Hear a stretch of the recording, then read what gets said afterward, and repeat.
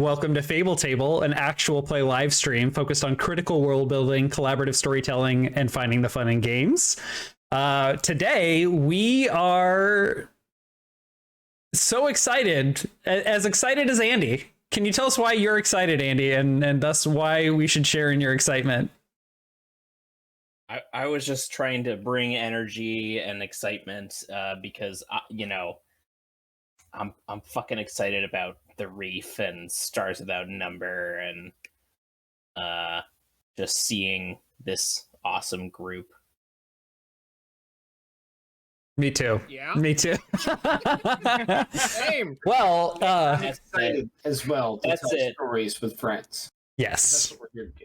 And that is what we have done for the last, I don't know, it's been we've only had 16 months. Well, I don't know how long we've been doing Birds of the Shore, but it's only been 20 episodes, which feels weird to be finishing a season on. I think I expected it to go longer, but we just, so much life has happened.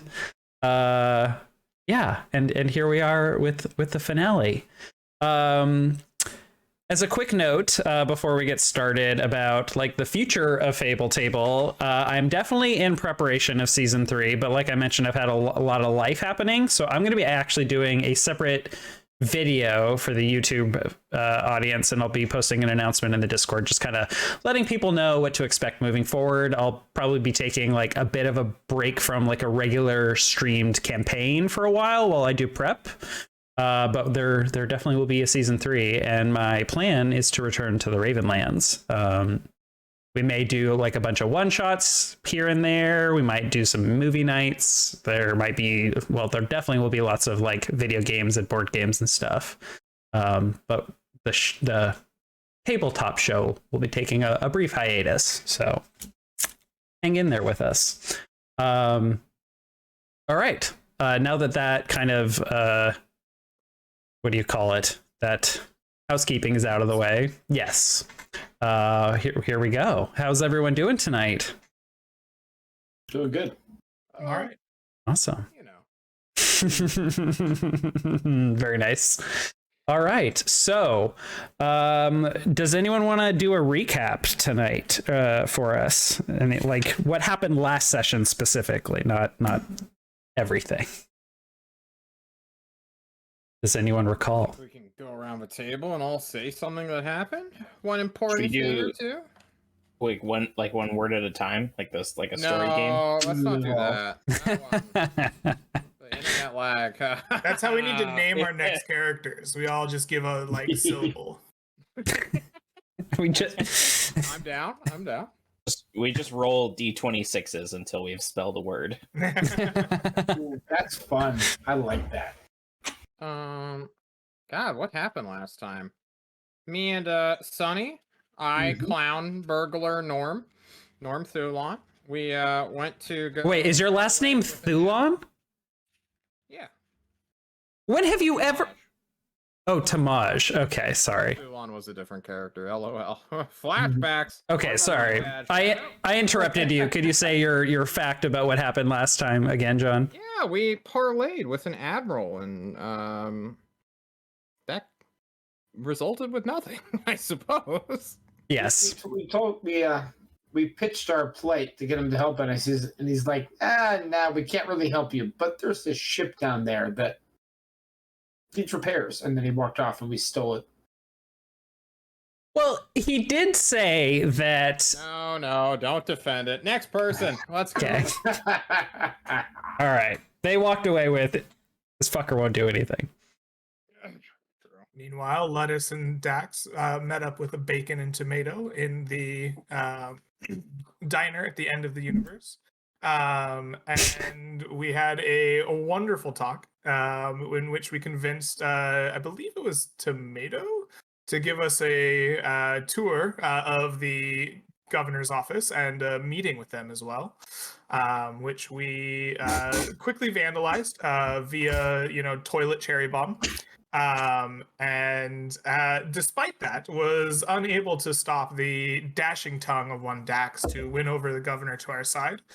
And we were about to negotiate the presence or the location of a safe haven for the pirates when the galaxy got a system-wide, blast, a little insta from the corpse. And they basically said, "You're ours now, bitches." And we're like, "Well, guess we got to get out of here then." The governor was like, "Aye, aye, captain." And we raced out and met our companions on the stolen ship. That's right. That pretty much, I think that pretty much catches us up. Is there anything, Brian or Andy, you want to add in terms of like the state of affairs in the shore or stuff that happened last time? Right now, the corporation has a fleet that is moving towards the reef and towards the blue horizon. They will be there shortly. The military is stagnant over in Saber. The rebel fleet is scattered. The pirates are sitting in the reef waiting and scared. And it's up to us to either hold off utter destruction of the rebellion forces or to force the Cabal's hand. And hopefully this time we can do both. Indeed. Okay, so opening scene. I didn't actually plan a particular opening scene. Was there like anyone you all wanted to? I think it is only appropriate that Shadow gets the opening, like Ocean's 11 theme. Oh, trust me, Nick. I prepared the opening scene. Are you ready? Oh my god, I don't know if I have Ocean's 11 music. Go for it. Sunny gathers the team in the galley of this new military ship. He has sitting out in the middle of the table a chessboard, and Mouse, of course, has prepared refreshments. So there's like snacks and cups and things like that. But on the chessboard, he sits and gathers around and lets everybody stare at. You see that all the pieces on the chessboard have been labeled. The black pieces have a strong position. The king, labeled the Cabal, sits in the back, flanked by 2 rooks, labeled corporate security forces. The bishops, labeled corporate special forces, sit behind a solid wall of pawns labeled the common people. The white pieces are more scattered. 2 pawns sit in the middle, labeled the Nebula. A single pawn sits next to it, labeled the Poison Pawn, the ship that we are on right now. The king sits behind the Nebula, labeled the Blue Horizon. The other pieces sit scattered about the board. The queen, labeled the military forces. The rooks, labeled the pirate fleet. And the bishops, labeled the rebel forces. Sunny lets everybody take it in, and of course, get something to eat. And then he speaks up, saying, the corporations are playing a waiting game. They blame all the problems on the rebellion. They give lies about the soul crystals and the AI research. They put the people in lockdown, and they bribe them with their own extended money. If we expose that falsehood, we can distract them long enough to get something done. We need to play this like a game of chess, and we need to think 3 moves ahead. Step 1, we infiltrate their communications. We find a communications satellite and hack in. We can backtrack their network, and with the work we've already done, we can find the Cabal's location, and then plant information about the Poison Pawn. Step 2, we expose their lies. I have Voryx already working on pairing our own information to the lies told by Clarissa McGuire. We'll use the Poison Pawn to draw them out. Leak info that the AI and several rebel and pirate leaders are on the Poison Pawn, and tell them it's planning to exit the reef right towards their fleet. We clone the communications for the ship and film its destruction. And then Voryx will have him do his thing and expose all of the information to the people, and we gain support of the military and, more importantly, the common man by exposing the corporation for what it is. And Sunny reaches out and swipes all the pawns off the board. Last step, we draw the trap. We encourage the military to band with the rebels after their own ship has been destroyed. We bring the pirates forward, and we bait the corporate forces into the reef. Sunny moves all the white pieces in closer, brings the black pieces closer, all so they're gathered in the middle of the board. We create a force in a situation too large to ignore. And while they're distracted, Sunny reaches back behind the table, behind the Black King, and picks up one of the cups. Underneath it sit 4 knights, black and white alike. The white knight has a captain's hat. The other one, a pair of sunglasses. The black knight, it has a piece of lettuce wrapped around its head. And the final black knight is painted in clown makeup. Then we lop off the head, and Sonny moves them into position on the board, boxing the Black King in, and then topples it over. Checkmate. We take out the Cabal leadership and the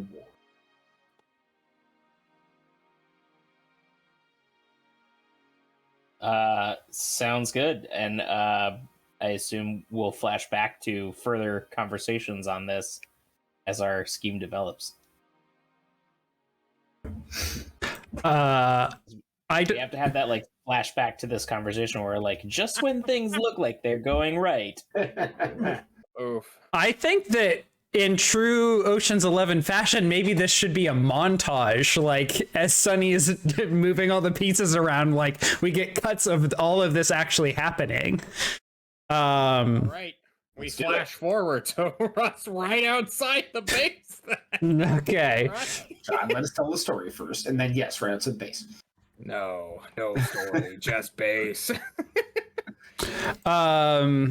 Okay, so what is the so you're trying to leak info, fake info that the Poison Pawn, the military shuttle that you stole from the Fianchetto, has leaders of the resistance on it, so that the corporations will do what exactly? The only way the military will join us is if the corporations fire on their ships. Okay. So, in true fashion of the own Cabal, we're going to use a hologram. We're going to load the military ship up with either a skeleton crew of bots or nothing at all, where we set it up for remote control. We're going to leak information through the corporation's own networks after we hack their satellite and send it towards their fleet, telling them there are rebel leaders and their own AI docked on the ship. And then we are going to film somehow in the distance when they destroy it, which they hopefully will. And if not, we will self-destruct it so it looks like they destroy it. Ooh, okay. This is kind of important, and I think that the corporations have been playing defensive. I think last time I described like their plan is to basically turtle up around their stronghold planets and moons and space stations and wait for the rest of their forces to arrive. So let's resolve what actually ends up happening with some sort of I don't think we need to hack the network. I think you've proven, Sonny, that you can hack basically anything. I think the message itself, like the data you provide or how you let it slip, that needs to be like finessed. So I think I'll take either like an administrate or a talk, or I'll take a program if you're trying to like trump up some data or something. Or any other ideas that you all have for how you would like convince the corporations. The idea of all of us pitching together to make a check and a way to help sell this plan, if you'll let us do that. Sure.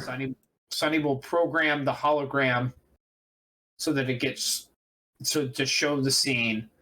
We'll let either like Dax, how would you contribute? To Norman. finessing the hologram? To finessing the scene ahead of us.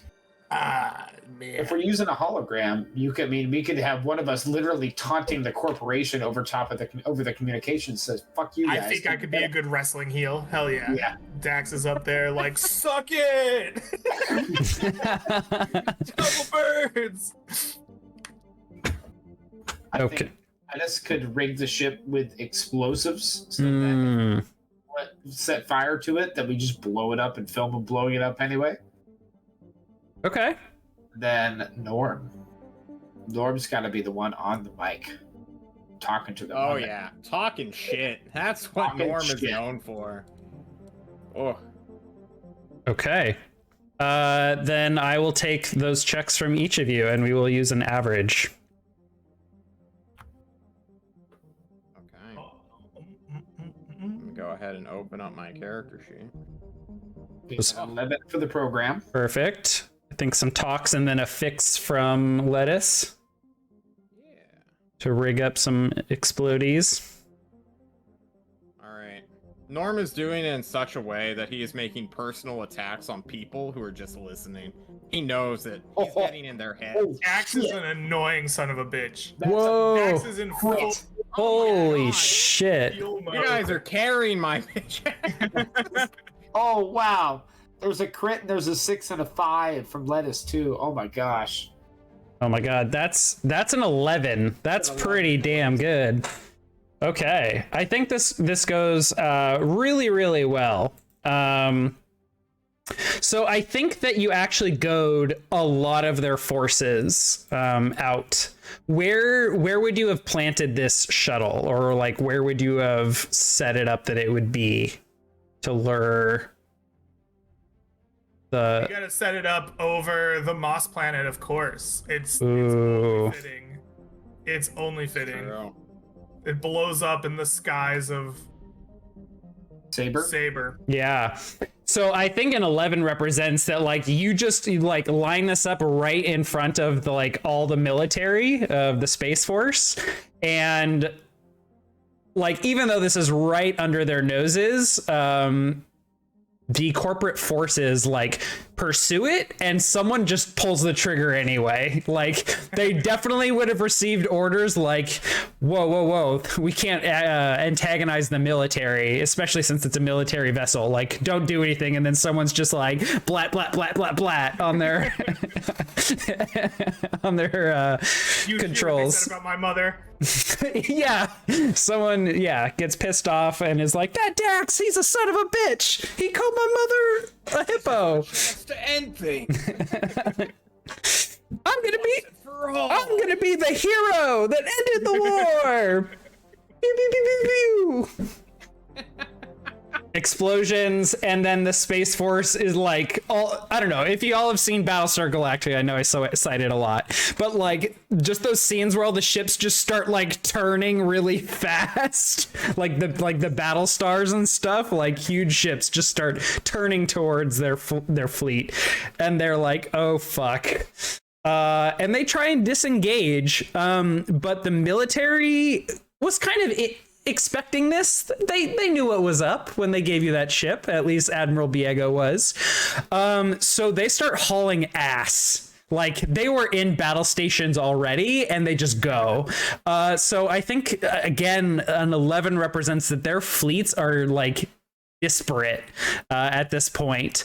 A lot of them are moving back towards MIDI, but like remotely, you all are watching all of this. And after hacking the corporate satellite system, what you would have learned is you would have been able to track signals back to the area of the destroyed planet MIDI. And I should, at this point, probably bring it up for our viewers. And once again, viewers, sorry for this, but our cameras are going to like cut out when I click on your view of this. So I'm going to try and touch this as little as possible tonight until I figure this out. But so they apparently, the corporations, have a rather large space station centered in the middle of the detritus of the destroyed planet MIDI. So a number of their ships are flying back towards MIDI, but you know exactly where you need to be. You've probably approached this area silently, just using like your velocity that you built up from far away and timed this right. So you all are here. This is where you're expecting all of the like head, like chief officers and CEOs to be on this space station. And what you also would have learned is that space station is called Hyperion Station.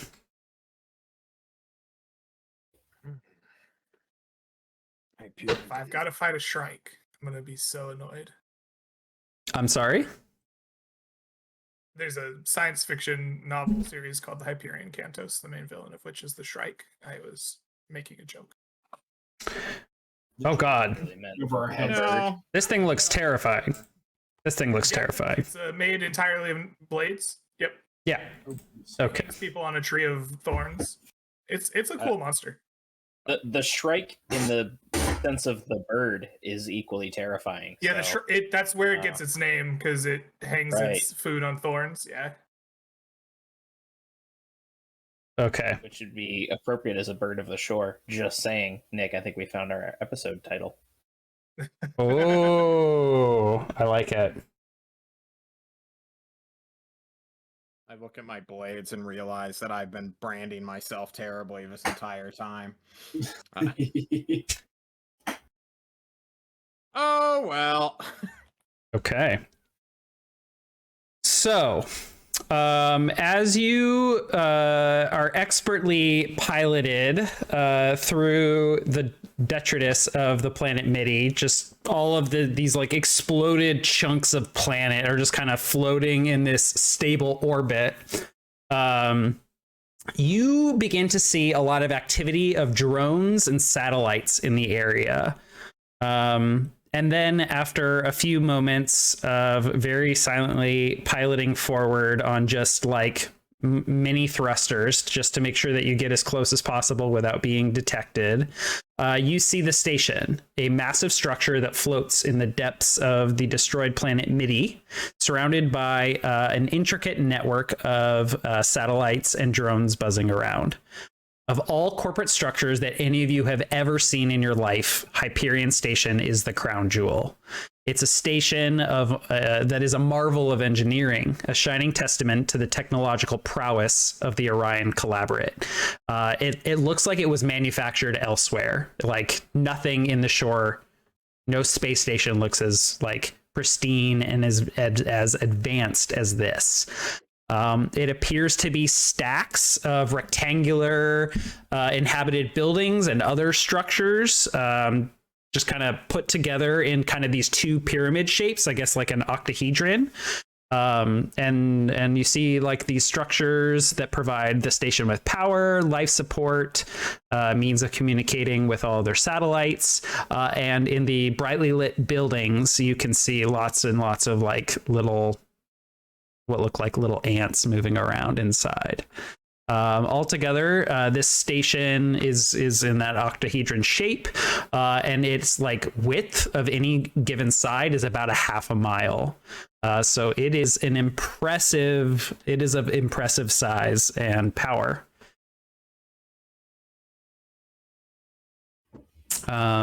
And your sensors are probably not on, but you can probably, with a careful eye, you can spot that there is quite a bit of weaponry mounted on hard points all around the station.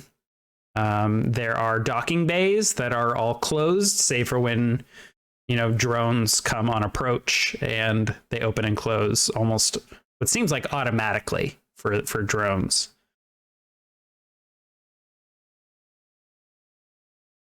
We are here, you said? Yeah. Come in silently? Yeah. You are not yet inside the space station, but you are hidden from their sensors because the ship is powered down for the most part. You're just on like air thrusters, basically. And you have the scene. Sonny, forward us closer. I need to hit them with my sword. Let's go. Got it. Norm, I love this idea, but we have to get on board first. I know. You're the pilot, dumb fuck. Come on. If I've learned anything, there's an unguarded air vent somewhere nearby. We definitely need to find that. Stay on target. Stay on target, Sonny. Stay on target. I keep my targeting computer on for the moment, Nick. I don't turn it off yet. The force is not yet with me. Okay. I scan the surrounding ship to see if there is any location that is opening more often than the others, or if there's any other spot where we might be able to make a silent entry. We do have vac suits on our ship. Oh. been carrying them as part of our inventory ever since that one shopping trip we took, I don't know, months ago. Are jet bikes work in space, or do they need like an atmosphere? Because that would be the baller way to get on this ship. We've been holding on to these bad boys forever. Hey, yeah, you know what? Yes, we have been holding on to those. I think you've used them like once, maybe twice.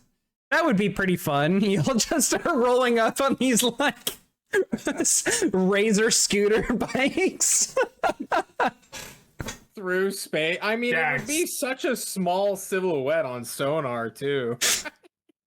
His combat rifle in hand, sniper rifle on his back, 2 thermal pistols at his waist, glasses on, floats in on a scooter.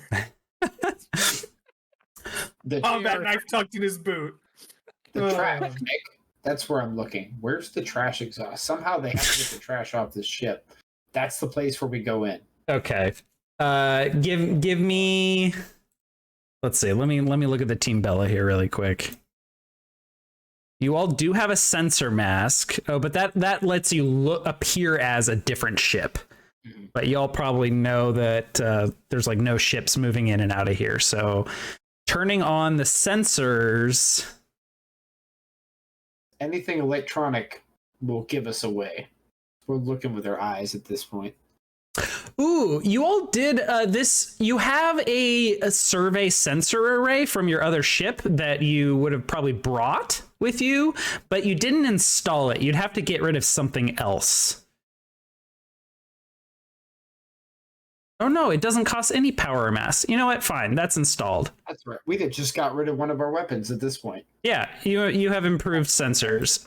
Sneaking in. Yeah, so give me a notice with like +2. I'm on it. Good luck. This is one of my better skills. Oh, thank God. Sunny only has 2 skills. Notice and program. Attribute, Nick. This would be wisdom or intelligence, I guess. Sure. Really the ship doing it. Okay. Yeah. Which entrance would you prefer on a 12? The trash entrance or a drone that you spot that you could follow in? We'd probably follow the drone. Okay. Here and go through the trash chute. Yeah. I think okay, you know what it is? It's Bundy. The ship's VI that we've neglected for a while. Bundy's like, "Hey, I've noticed a pattern in the way the drones are moving. I've predicted the next 3 entrances to this particular airlock." Dear God, Bundy, you're still here? Absolutely, been here the whole time. You have 1,821 unread messages and 3,672 unread notifications. All right, that'll give Mouse something to do. Robot. Yeah, Mouse can work on that. Mark all red. You got it.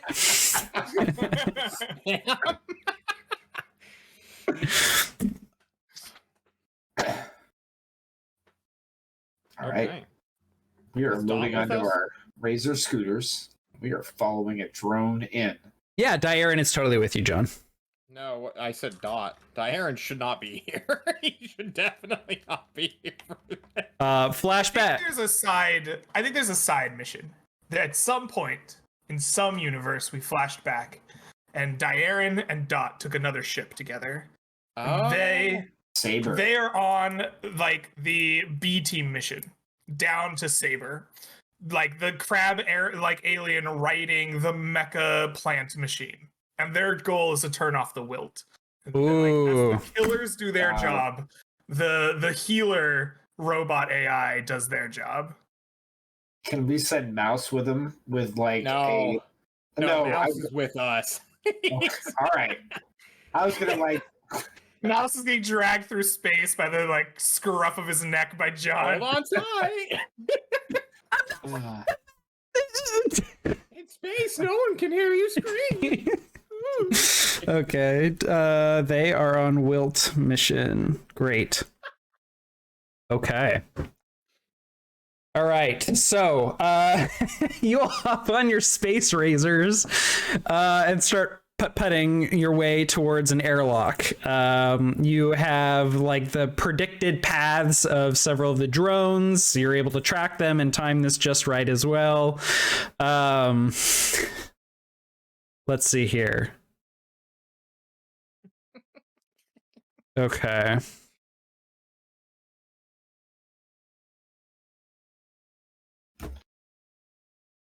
Yeah, so as you all draw closer, you begin to get a really full picture of a full picture that you all had the right idea that a straightforward assault, even with the Space Force, may not have been a good idea.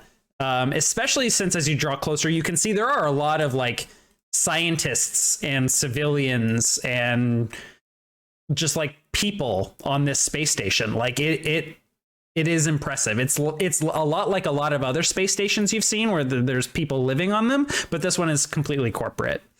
And despite its impressive size and power, obviously Hyperion is not invincible. You all were able to find a way in. It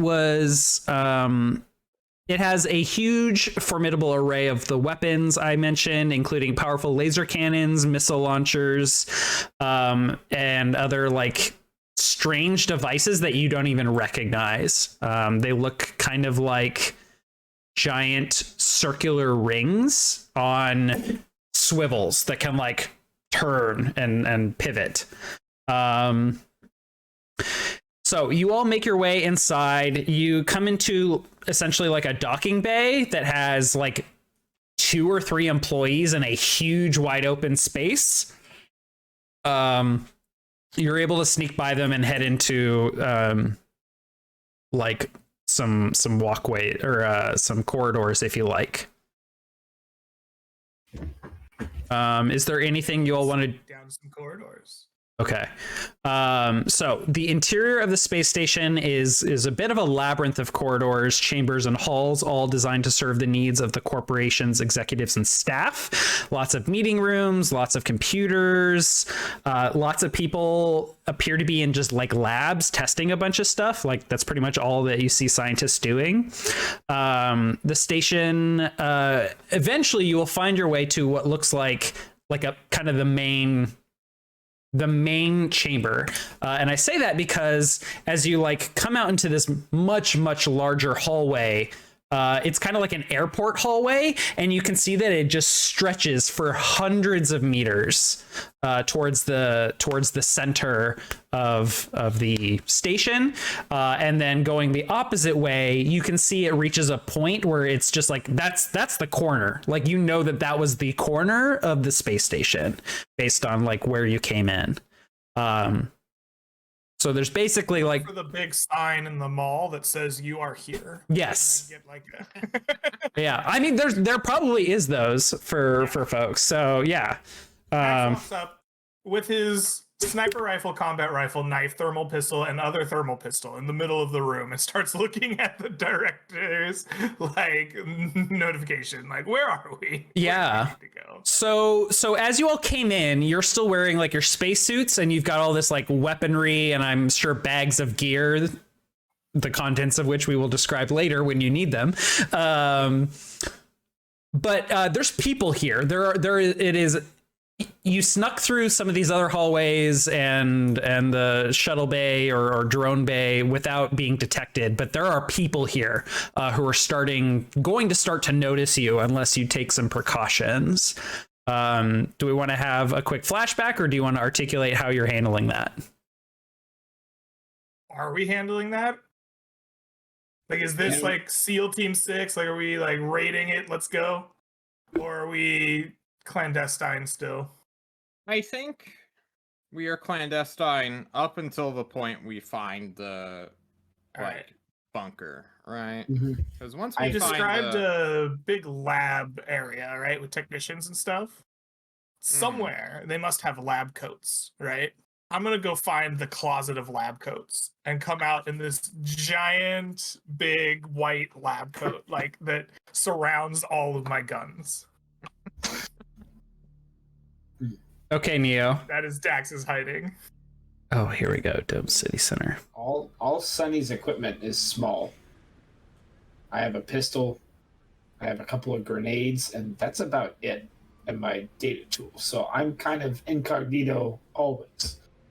But I think one of these labs might be a good spot to maybe find somebody that has access to the computer system. And I instead of swapped trying to hack- sunglasses for like horn-rimmed glasses. Now I'm a Perfect. scientist. Perfect. There you go.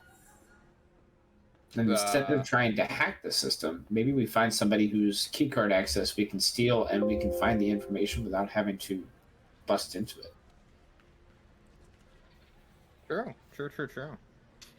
Okay. I'm looking for somebody who looks important and waiting for a moment, maybe hiding around a corner from when they duck into a spot with nobody else. And then go ahead. I was just gonna ask, do we know the layout of this place, like in general, or we're totally figuring it out? Okay. We're fine. You're kind of figuring it out as you go, but Dax just like looked at a like you are here map, like a mall map, essentially. Okay. Is there an engineering level? Like every level is in engineering. Oh, you mean like engineering for the for this station? Technicians for the station level. Yeah, I mean there are many of them. This place runs on a lot of power. There are many areas, not all one central one. I'm gonna slink off to find a head engineer. Okay. So anyway, Shadow, please continue. I think I will enlist Norm's help whenever one of these lab technicians move off into a silent area, and we will follow behind him and try to knock this guy out, steal his key card, and see if we can get a map of the station. Knock this guy out. Norm stabs him in the back. All right. I am an assassin. Mm-hmm. An amateur one, but still. All right. Hey Chris, I'm gonna head off for the evening. If you can get those figures to me by Monday, I'd really appreciate it. I'm gonna go get some rest. Me and Stacy, we've got a date later, so I'll see you later. All right, have a good one. And some sort of corpo exec starts like walking on his own. Wow, little does he know how bad the neighborhood's gotten around here. Yeah. You know, all kinds of clowns are moving into the neighborhood recently. Ugh.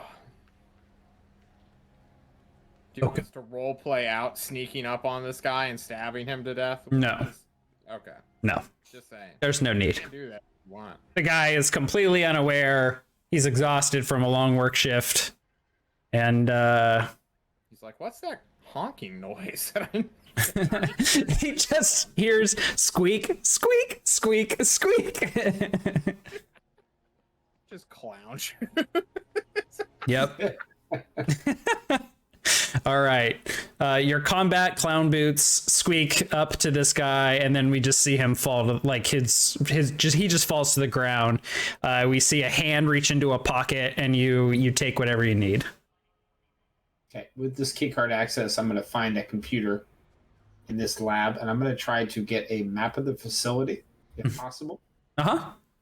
And if for some reason I can't get access to it at that point, I will use my data tool to hack. My goal is to find, 1, where the security office is, 2, where the restricted access area is, not necessarily trying to get into it, but where it is, and 3, the best way for us to traverse to there. So there are a lot of security checkpoints, and probably one main like office, kind of like a not a precinct. Wait, what does a precinct mean? Like, what does the word mean? Am I using the wrong word? Hall of cops. I don't know. Yeah, they've got like a main office area. It's pretty corporate for security. It's mostly just like, oh, here's all of our data analysts that watch all of the like data of the security sensors and shit and just make sure everything's nominal. Most security here is probably pretty automated. Yeah. But there are probably various like posts where there are actual humans, security guards working. And then there is a couple spots in the space station labeled as like high executive spaces. There are a number of offices and meeting rooms that are like you're seeing are exclusive to like the type of people you're looking for. There are a number of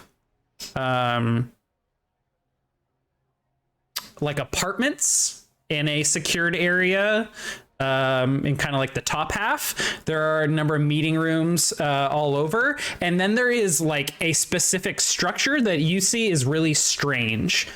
In the very center of the space station, there is a central hub, which is just a massive circular atrium that stretches for kind of hundreds of meters. And then that's where like these 4 hallways that reach out to each of the corners of the octahedron, and then kind of 2 elevators that move up and down through the space station all converge. And in the center of this hub, there is like a meeting space where it looks to be like a meeting hall with like 50 chairs, kind of like a UN meeting space, but for corporate executives. So The corporate panopticon. yeah. So there's like various meeting rooms and offices. There's the living quarters, and then there's this like atrium location. Does that system that shows precincts and atriums and everything identify which power sort of substation or engineering office manages the atrium's electricity and systems? This officer's their access would not provide that information. Okay. This, like, I'm just giving you basically directory information. Got it. All right. Based on that, I'm guessing on where the engineering is in that area. Okay. Should I roll the quality of that guess? Yes. Give me a no. An intelligence no, and take +1. Actually, take +2, as you have like a specific knowledge in this area. Yeah, I think you have a pretty good guess. Like, there's a couple of engineering areas that look like they are near the center atrium, but there's one that you guess, like, since not that it's the closest. There's actually one closer, but it's larger, and you expect that the larger one controls the atrium. I'll head that way. Okay. Sounds good. So Lettuce starts heading towards an engineering area. You are probably able to get access one way or another, either by hacking or lifting someone's key card or ghosting someone in. And you are in an engineering area that this is probably the like both most and least sophisticated area that you see in the entire space station so far. There's just a lot of really impressive technology managing like power. And then there's some like really like low tech stuff, like boilers and water treatment and all kinds of stuff here. The whole run. I make my way to the head engineer's office, whichever office seems like the most eminent. Okay. Yeah, there is probably not the head engineer, but there's like a foreman's office with someone who's in like, it's like like the nicest coveralls, like the most professional looking coveralls you've ever seen. I know a soft-handed engineer when I see one. You know, he's never had calluses or Oh yeah, like little burns from poorly wiring something. Yeah. He's never known a hard day in his life. yeah, like the only callus Engineer. he's only got the callus like where he holds his pen or stylus or whatever. Mm-hmm. Exactly. His coveralls have like a tie, like pattern stitched in. Oh my god. Bleach white too. Yeah. Oh yeah. Like it's like they're bleached. They're super clean. No creases. Nothing. He's like sitting in there. He's got like his computer set up. He's just like eating a sandwich, watching like a TV show or something. Can I help you? Yeah, boss, I gotta show you something. What is it? Without saying anything, as if I had worked there forever, I walk around behind his desk to show him something on his computer. And I say, listen, navigate to our main system here. Pause your show. I gotta show you this. This is crazy. And as soon as I'm over his shoulder, I just put him in a sleeper hold. Oh my god. Give me what is that, a punch? I don't know. You tell me. Give me a It's a fix. Exert. I'm fixing his consciousness. Yeah, I'll take a strength punch or exert. I like the idea of an exert. It's like you fail at exert, you just like can't quite squeeze his neck enough. Apply Weak. apply train speed, strength, or stamina, and some feat of physical exertion. Run, jump, lift, swim, climb, throw, and so forth. You can use it as a combat skill when throwing things, though it doesn't qualify as a combat skill for other ends. No. Also, You... no, it's fine. I think it's fine. All right. Squeeze his lights. It's like you're just squeezing your muscles. You're like, look how strong I am as I break your neck. Yeah. Okay, you put him in a chokehold. He like throws his sandwich up in the air. You get like mustard in your hair. There's lettuce flying everywhere. Yes, there's lettuce and tomato all over the place. Symbolism galore. All Yeah. right. I wait till he's comfortably asleep. Since I rolled an 8, I probably hold for longer than is necessarily safe for this person, but whatever. And I'll lift his key card, and he already unlocked his computer, right, to show me the thing. Sure did. Excellent. Give me a notice check. A notice what? Intelligence? Wisdom. Wisdom. Fuck. Good luck. Oh, Yay. All right, as you're See everything. as you're moving truly too many tabs out of the way, you notice that there's like a note here on the side that says order another goose array. Yes. Can I dive into the system to find out where the first one is installed? Yes.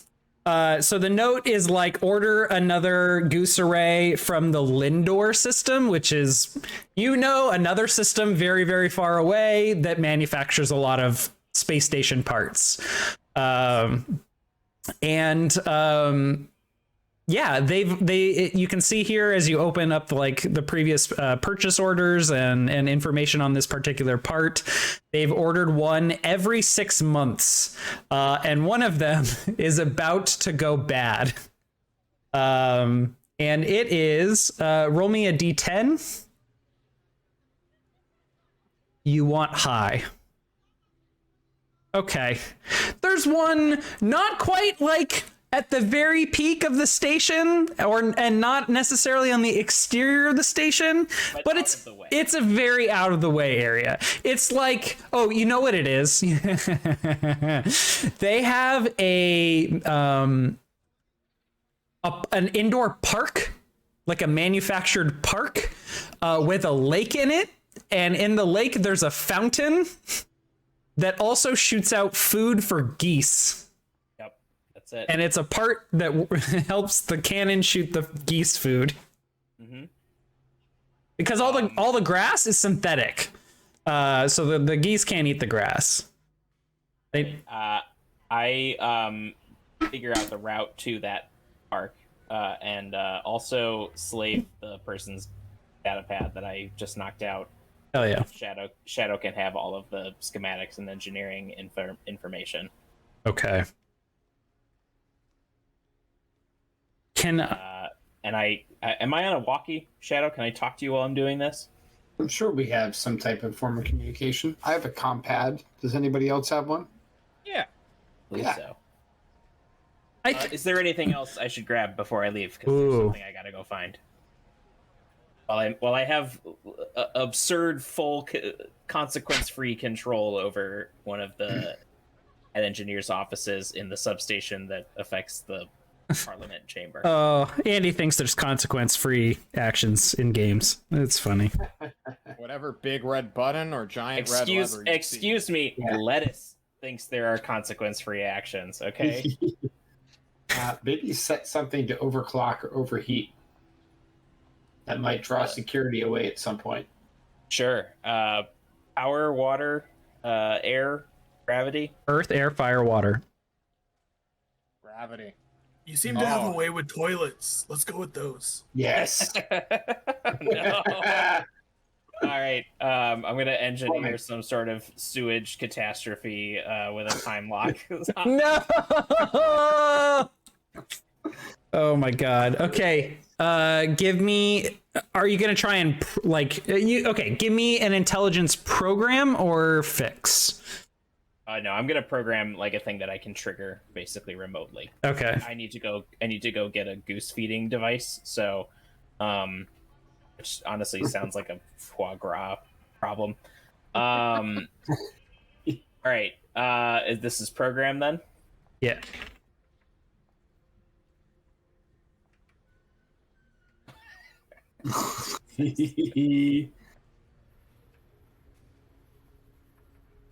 Since I've got hacker expert Sunny on the comm, do I get a +1 for my programming? Can you walk me through? Start with the DOS prompt. Yeah. Yeah, that's fine. / or /. No, you hit !dir for the directory, and then Wait, which one's the / and which one's the / I don't remember. Nice. Very nice. God, why are you rolling so good now?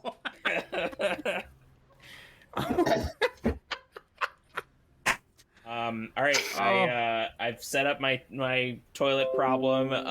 I've got the coordinates of the goose array. I grab a bite of the sandwich that we knocked over. And I make my way out. Okay. Norm. I also put the head engineer in a compromised position. I tie his belt around his neck and make it look like he was autoerotic self-asphyxiating, so that if someone finds him, he's in king shame trouble just as much as he is in actual health danger. Wow. I'm glad you have all this time on your hands. All right.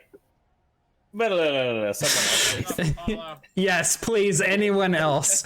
Norm. Linger on that scene, actually. Norm. Dax. What are you doing as? What is? Yeah, Norm We're and Sunny waiting have for you taken guys this to guy tell out. us where to go. Where are we going? Asking me? I don't know. Neither do I, Jack. As I have so many drugs on me. I'm waiting to give them to you as soon as we go in a combat situation. Okay, I just pull out my pistol and start shooting people. oh fuck. Not yet, you fool. Oh shit. We talked about this. We had a whole intervention. Quick flashback of me unloading his pistol. Use this so straight.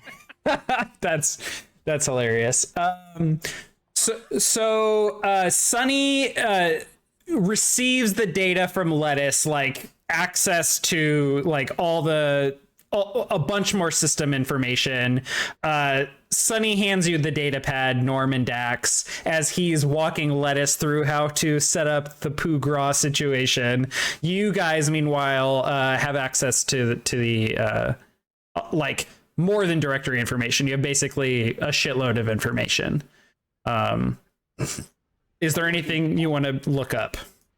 I'm looking to Dax here because he's the one with the military mind, and somehow whenever the military situation hits, it just clicks for him. He's going to look at the schematic. I know he's going to know exactly where to go. Think there's a big atrium in the center? Maybe we should go there. Yeah, that sounds good. Look at this big circle. Circles are great. Circles are good. Yeah.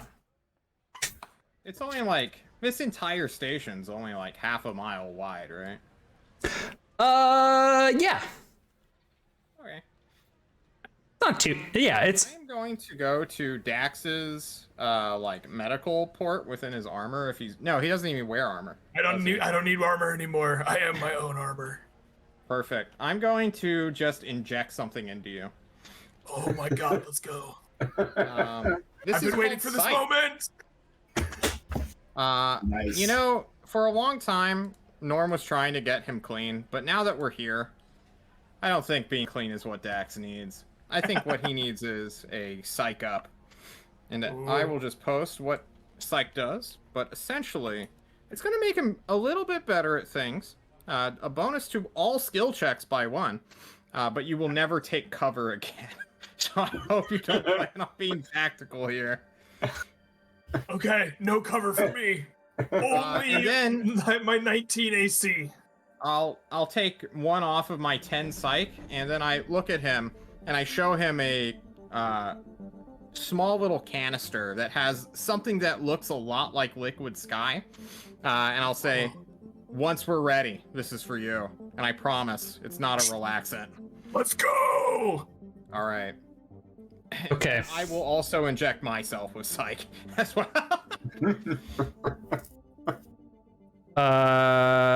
Is there a place you can just add like a temporary buff to like all your bonuses? Just remind ourselves to add +1 to all Okay. skill checks. Okay. Another thing about this is if you tell us a skill check's difficulty, we are committed to fulfilling it out. So whatever, there's no walking back anymore. I know that's not going to be an issue for Dax. He never walks back. But as Norm injects this stuff, his eye or pupils dilate and he's ready to go. The knife flips out to the atrium. To the atrium. We start rushing full tilt towards it. Okay. I'll get at the comms and tell Lettuce to meet us there as quick as he possibly can, because Dax and Norm are ready to go. Okay. I'll be there I'm gonna soon. laugh when it's just a freaking park. Empty ass room. And there's like a talking AI. Okay. Get out of some chairs, man. It's gonna be great. Can I get an exert from the 3 of you? And actually, Andy, I want one from you, but I'm going to take yours as kind of separate since you're not with the team. It's an 8. From all of us. Yeah, I'll take an average for the party, and then Andy will be separate. That's a 5 and a 4 to get to an 8 for me. That should be a 5 for you, John. This is a skill check. That is true. Oh, true. Oh, sorry, both John and Norm and Dax both have +1 for the next 15 minutes. I already have it on mine. It's an 8 with the modifier. Okay, cool. Sunny, you're clean right now? Clean as a whistle, sir. I love it. Okay, so let's see. That's a 60, 20 divided by 3 is about a 7. Not great. Okay, so you all are hustling, and you get to kind of the outer edge of the atrium. Well, maybe I should create a map for us. Let's see here. Let's move us over here. I'll create a bit of Nice. got bats. The best. Oops. Make up that. There. Okay. Let me go ahead and set this up really fast. Oop. Okay. And I'll pull this up for the stream as well.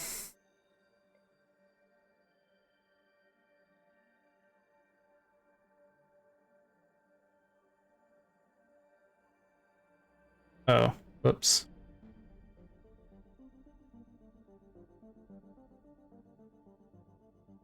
Okay, there we go. What happened? Sorry, I'm just getting this set up here. Okay, so let's say that this is like the 4 hallways leading into the round atrium. I'm going to say that this is circular, even though it is clearly a square. So you all are in the large atrium, and in the middle is the kind of meeting area of the executive, like the UN hall. I don't know what to.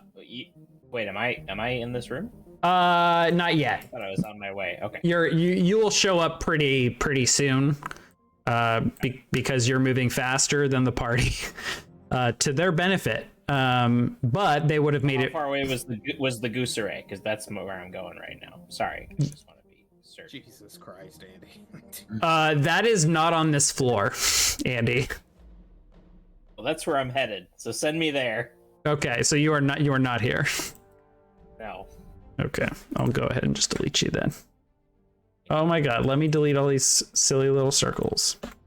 Okay, so you 3 are making your way towards the center of the atrium, and people are like gasping at you 3 running with weapons drawn. 2 of you seem to be drugged out of your goddamn minds. Okay. Probably we'll get there. Wait, is a Lazarus patch not drugs then? Or what? Lazarus patches are pharmaceuticals.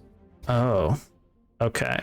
Actually, they're tools. They're not even pharmaceuticals. All right. Give me 1 sec. I need to create a drone token. Oop, great. We'll use these. What the hell? These are D&D drones. So you all are rushing in, and just like drones start descending from like the ceiling, and you begin to hear kind of like whoop whoop whoop. Wow. Please evacuate the area. Please evacuate the area. And the drones are like wielding weapons. Well, Okay, this as is soon great. As I see... I'm sorry, go ahead. This is great because, as we all know, Dax knows robo kung fu. That's And true. his eyes will light up wide at this, and we'll begin rushing them with hands and knives ready to just dismantle robo drones. Hell yeah. Okay, let's go ahead and roll initiative. Okay.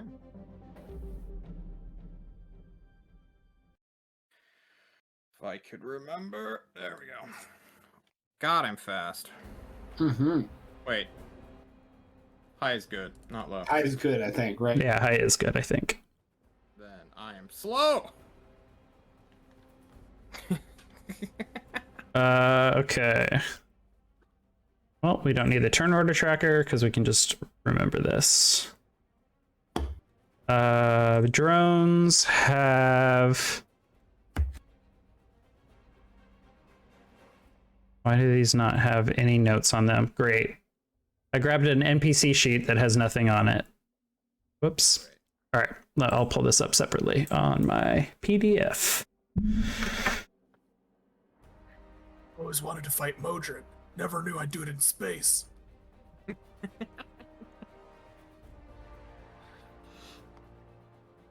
Take them out. Okay, I'm just gonna write down their stats. Ooh, there's a lot of different types of drones here.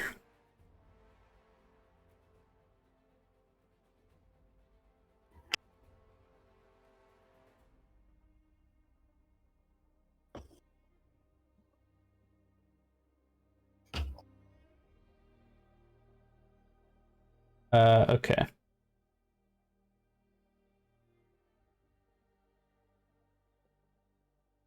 Okay.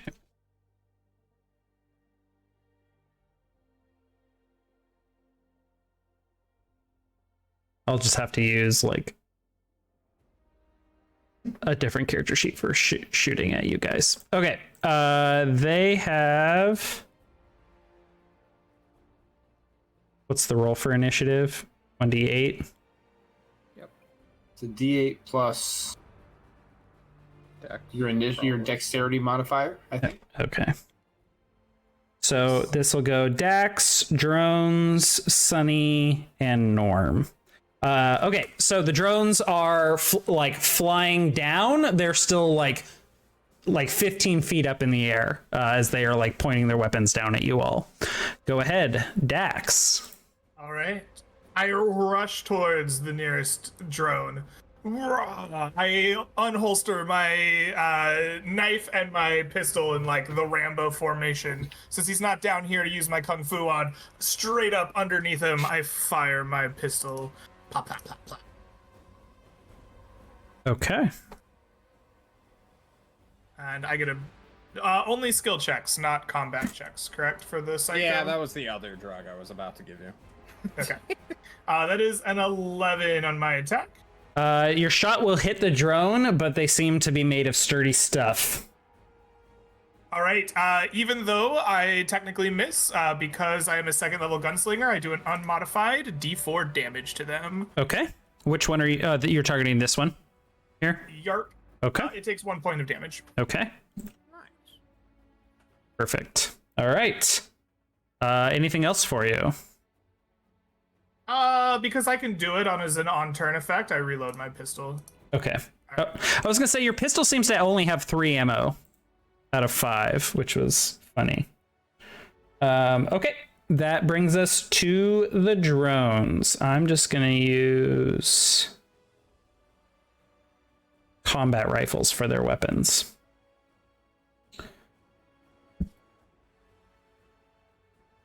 Sorry, I'm just gonna write down their stats. Okay, 2 of them are gonna shoot at Sunny.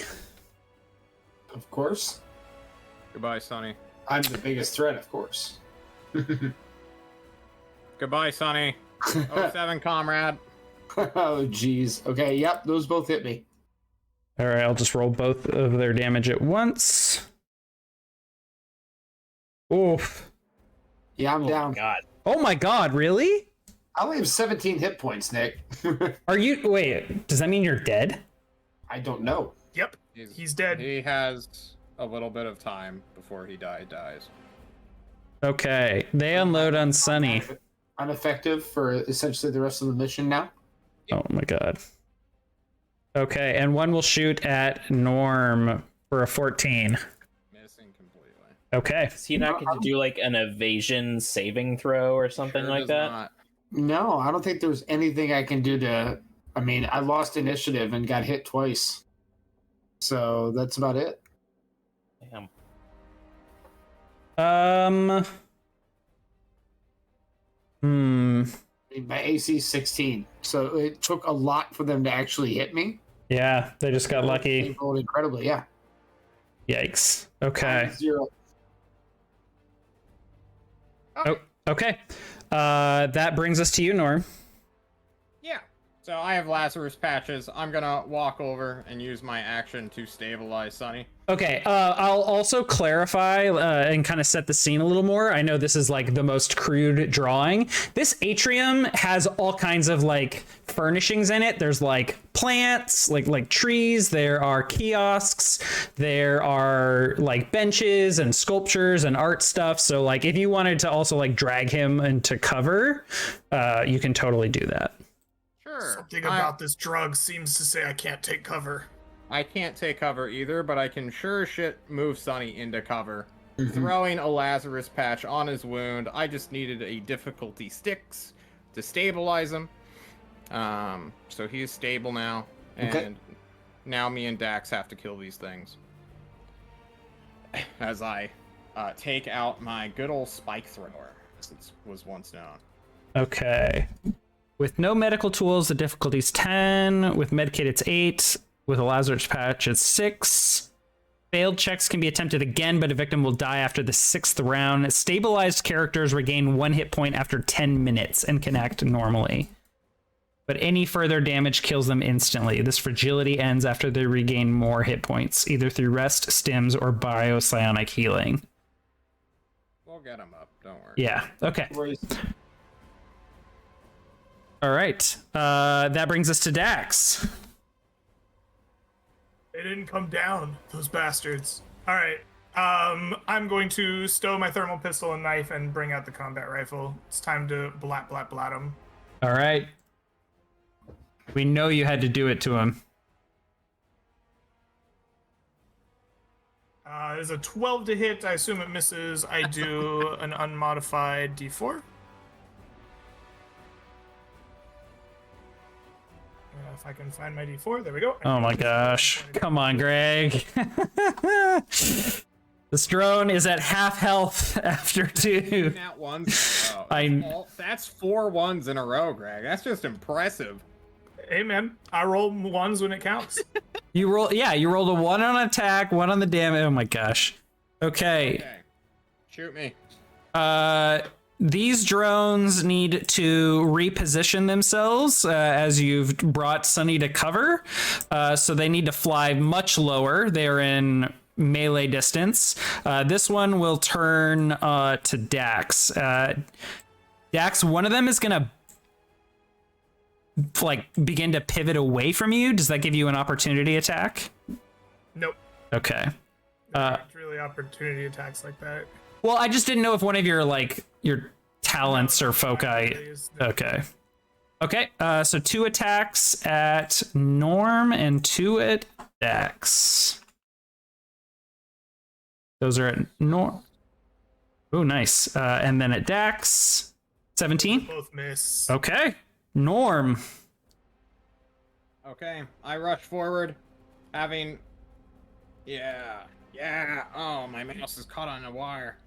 John, open the sheet. Open the sheet. There's blood. Blood in my eyes, boys. I got my knife. I've got my knife. 16. Here, I'm gonna make this more like real scale here now. 16 will hit. You destroy a drone. All right, I was aiming for that guy. Pew! I move to stab the next one next turn. Okay.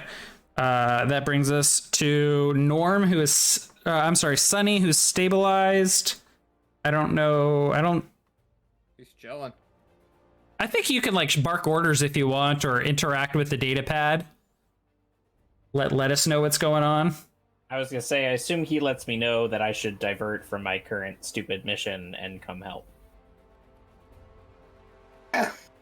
No. No. That's good. I think... I'm turtling for cover right now. Okay, so you are arriving at the door to the the utility. It's a door to a utility area that lets you go under the lake to access the goose feeder that has the goose array, which helps it detect where geese are and fire food pellets at them. Yep. Okay. I was gonna say, can I just steal that and come help in the fight? I'm gonna need a notice check from you to locate the part. All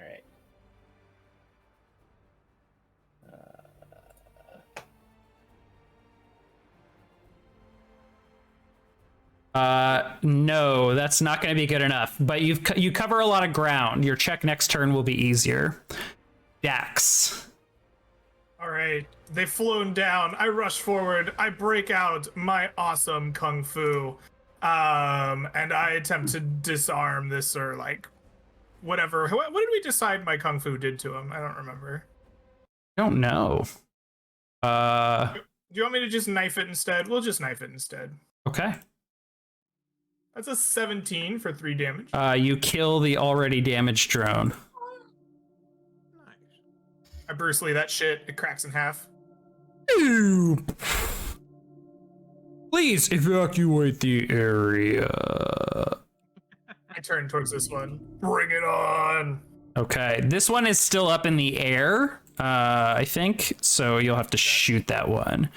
That brings us to the drones. Norm, this one is going to begin to like float away from you to get some distance, and so it can get a good shot on you. That may do something with a melee weapon, but it's been so long that I've forgotten. I would need to find the combat section. I just want to search opportunity attack, but that's probably not what it's called. Probably not. If I'm I know remembering ranged correctly. weapons can't be used in melee. I'd be surprised if someone can just walk away from a guy swinging a knife at you actively, right? Yeah, it might have been that you need a talent to do it. I don't remember the specifics, but just go ahead and make an attack. That's fine. Make an attack if you're gonna let me. I miss. Yeah. However, he would suffer 5 shock damage if his AC is equal to 15. AC is 16 on these drones. I'm using one of the more expensive models, the You're fine. the PAX model. Shoot us. Yep, Let's go. he's coming for you. A 20. Hits. 2 damage. Take 3. All right. I'm at 43. Let's go. And then the other drone will shoot at Dax. That'll miss. Missing. That I'm Dax. brings us to Sunny again. And Norm. Oh, I'm sorry. I thought, for some reason, I didn't get a turn. Yeah. I'm gonna keep on here I go, killing again. It breaks. Okay. All right. And you hear this drone as it's like sputtering out and breaking, seeking additional support from other drone units. Psh. Okay. Bring them on. It calls for reinforcements. That brings us to you, Lettuce. Another notice check to find your goose array. Oh my god, give me this thing so I can get the fuck out of here. You'll never find it. Never. Oh fuck! Remember, you're an Give it expert. up. You can It's re-roll if you it's want to. Oh yeah, I'm an expert. I'm re-rolling that. I love that you're using it on your side quest during the finale. Oh! We got the bad ones out of the way. Does he literally already have it in his hand and he's just looking for it everywhere in this? Yeah, you like put your hand on it and then you turn and you see another piece of machinery that's like, oh my god, that is gorgeous. I want one of those so bad. No, I need to find it. Okay, focus, and you just like are like blindering yourself to the goose array. And meanwhile, there's a literal goose like behind you, just with it in its mouth, like walking out of the room. Yep. Take him out. All right, go Dax. All right. You said this one floated away from me, so I have to once more stow my knife and unfurl my combat rifle for blats. Blah blah blah. 12 will miss. Please take for me an unmodified D4, 2 points of damage. All right, it's at half health. Wow. The rolls tonight are unreal, man. This drone begins to fly backwards, continuing to fire at you. It's taking evasive maneuvers. Miss. Bringing us to Sunny and Norm. Sunny at this point will look around the room and try to find where the reinforcements are going to be and set himself up in cover so that when the reinforcements start popping into the room, he's going to take an action. Okay, sounds good. Norm? I'm just gonna walk on up, drawing my pistol, and pop off a shot, I guess, because it's my sidearm. Do it. No. No shock damage. Okay, miss. Bang bang. All right, that brings us to you, Lettuce. One more notice check, please. Can I take a +1 because I looked at the fucking schematics and I know what this part should look like? Don't get No, it. all right. No, I'm Don't do it, Joe. your first notice like lowered There the we go. yeah, All right. yeah. That'll do it. All right, you find the goose array. Give me Oh, here it is. give me a fix check to remove it. Yep. This is I'll wait until we see how I roll. Okay, yeah. You just give it the old heave ho and you just pull the part out.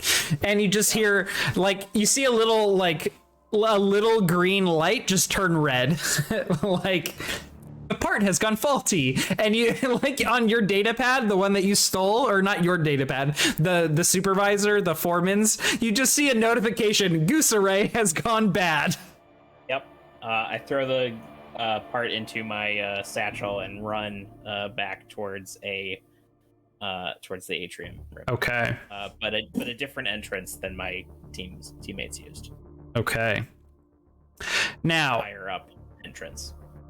the inside the atrium, there's this large meeting hall that is entirely surrounded in like glass. So inside can be watched when the corporate executives are in session having a meeting. And you can see that there are executives gathering like at an entrance door that is also glass. They're gathering at doors that lead into kind of like a transition room that is also made of glass. So that room has doors to where you are in the atrium. So there's kind of like a small room in between the atrium and where they are. And you see corporate executives, including some faces you would recognize, like Ayumi Bao and let's see who else. Lori Yesteryear. I'm sorry, I said Ayumi Bao. I meant Ayumi Mian, Misty Rose, who's the CEO of Aphrodite, and then, of course, Ebenezer Zgru is there as well, among a number of other officers. And they're beginning to panic.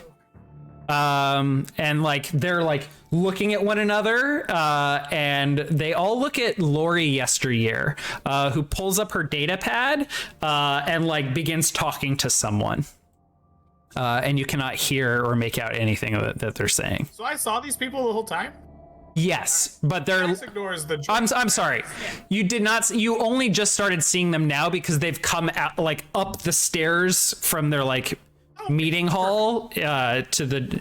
So let me redraw this a little bit here, and this will be a little bit out of scale, but there's kind of like a glass meeting room with doors.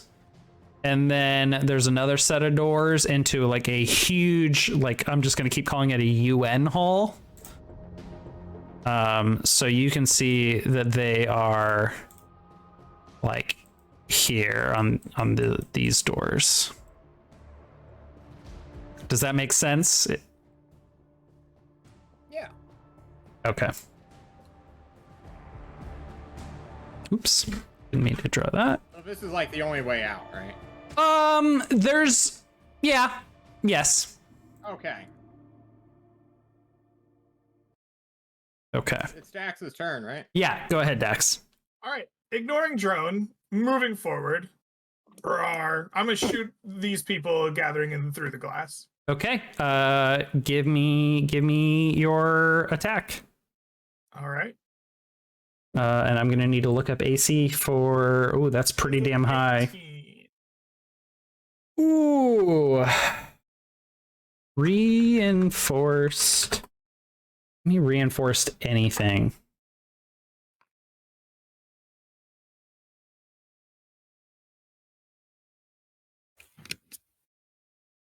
Let me just look at armor.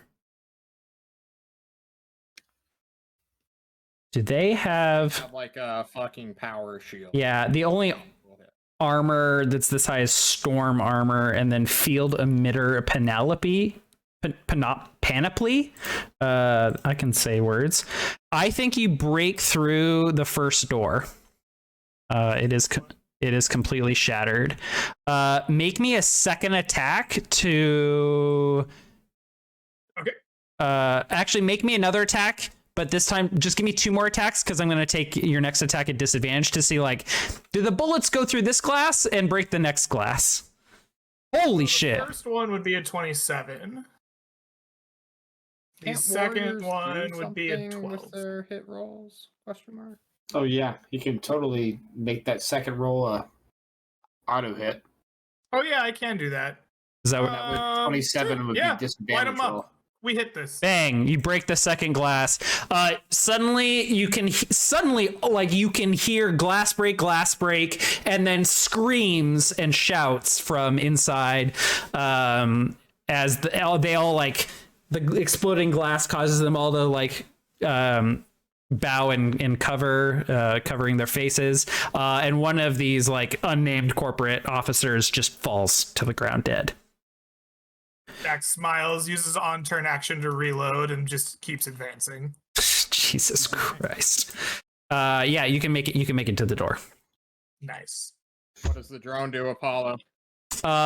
Drone is going to evaluate and decide that Dax is the bigger threat, since he is like its algorithms calculate he is closer to the things I am programmed to protect, and it's going to fire.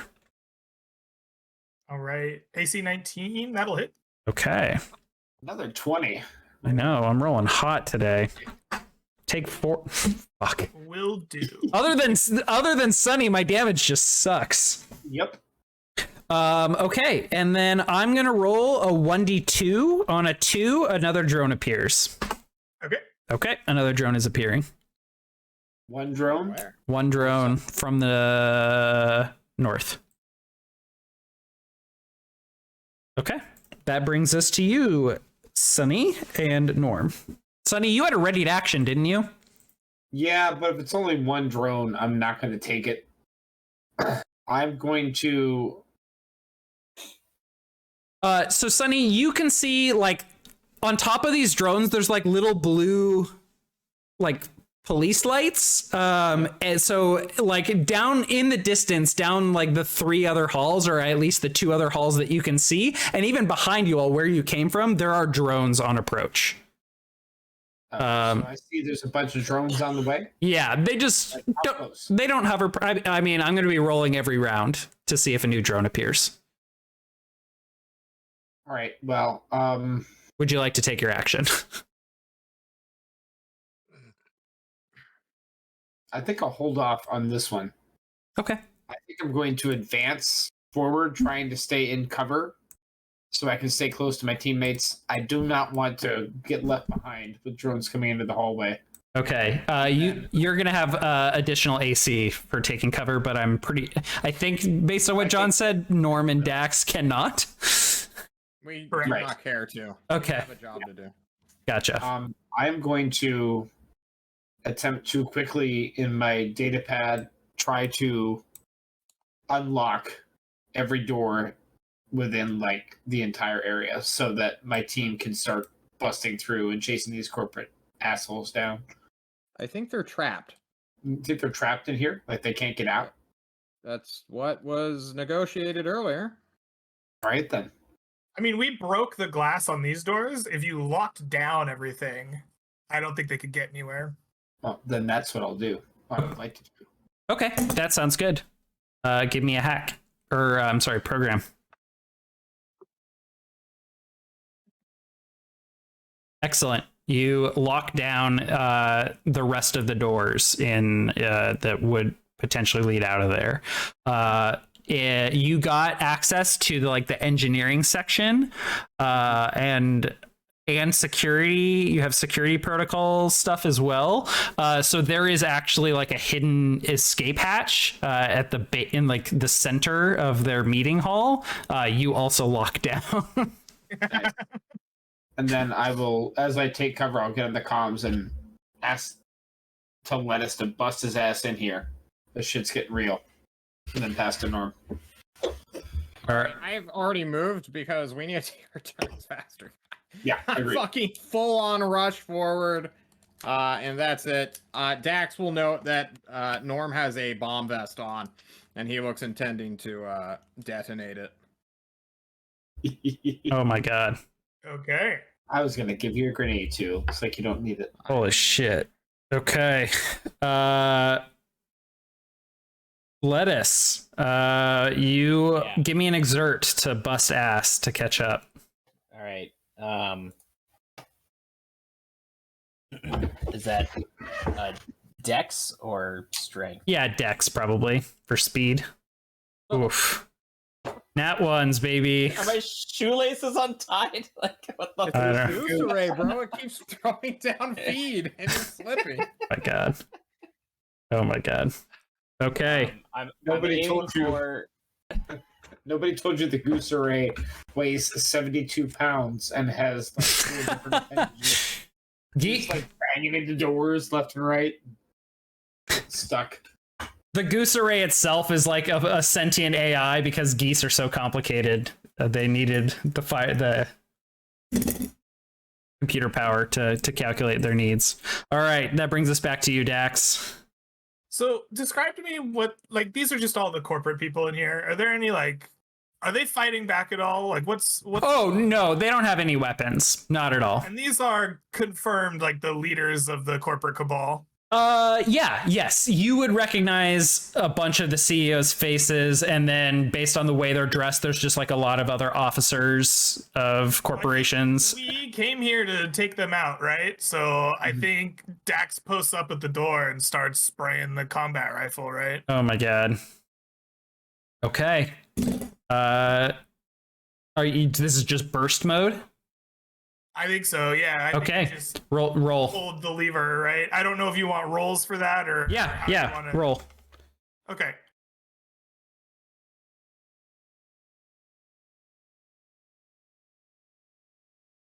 That is a 21. Wow,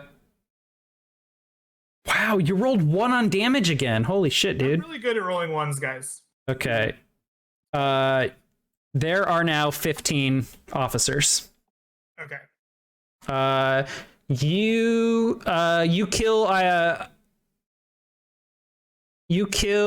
Ebenezer Screw in there. CEO of Wacom. You can no longer hail screw. He's dead. Okay. More screams as people begin to like turn around and flee. That brings us to the drone, who is going to fire at you from behind. Okay. Missing. That is a miss. And then this drone is going to fire at Norm with a 16. Not even. Okay. That brings us to Sunny. Sunny. Are more drones coming that I see? I forgot to roll for that. You hacked security though, right? That was your turn. No drone this turn.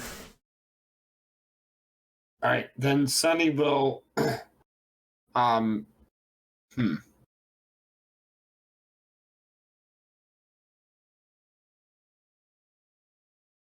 Sunny's going to do a fighting withdrawal and then move and cover to get up next to his group, and then turn to face and wait until more drones come in. Okay. I'm just going to remove this. All right, that brings us to you, Norm.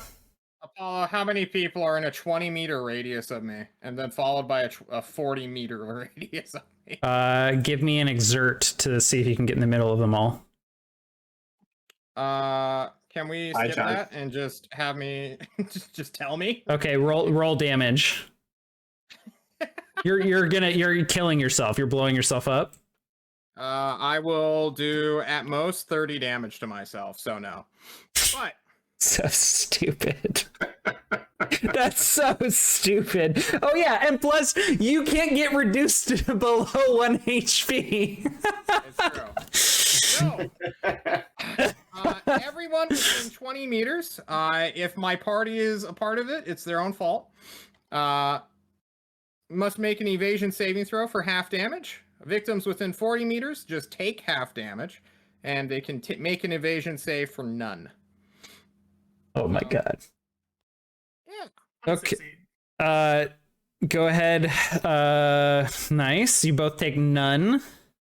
All right, everybody around me suffers 19 damage. I'm just gonna elect to fail because it does not make sense that I should even get to make a save, I agree. since it is on top of my body. So you don't even like take it off and fling it. You're just like, Oh, okay. actually, a bunch of like, imagine the Claymore from what's it called? Oh, I'm forgetting the Rambo movie. What Rambo movie was it? But a Claymore strapped to my chest just goes off in every direction around me. And sure, the pellets strike my hot clown body, but for the most part, it goes to other people. So in his Lazarus patch induced, I don't know. It's psych, baby.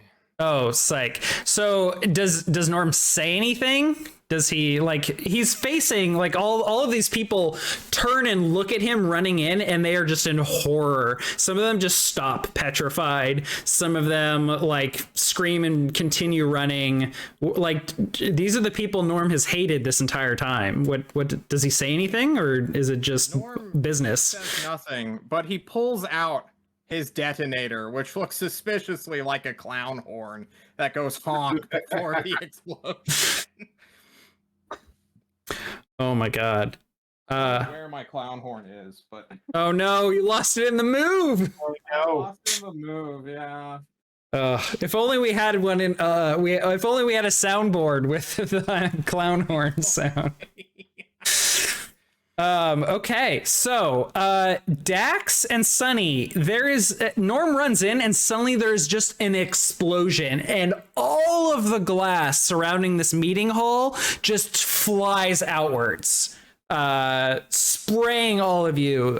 You each take like I don't know, cuts. Take anything after making the No, damage? no, If I but- take damage, I'm dead. No, but you like you're cut, and there's just glass all around you, covering you here.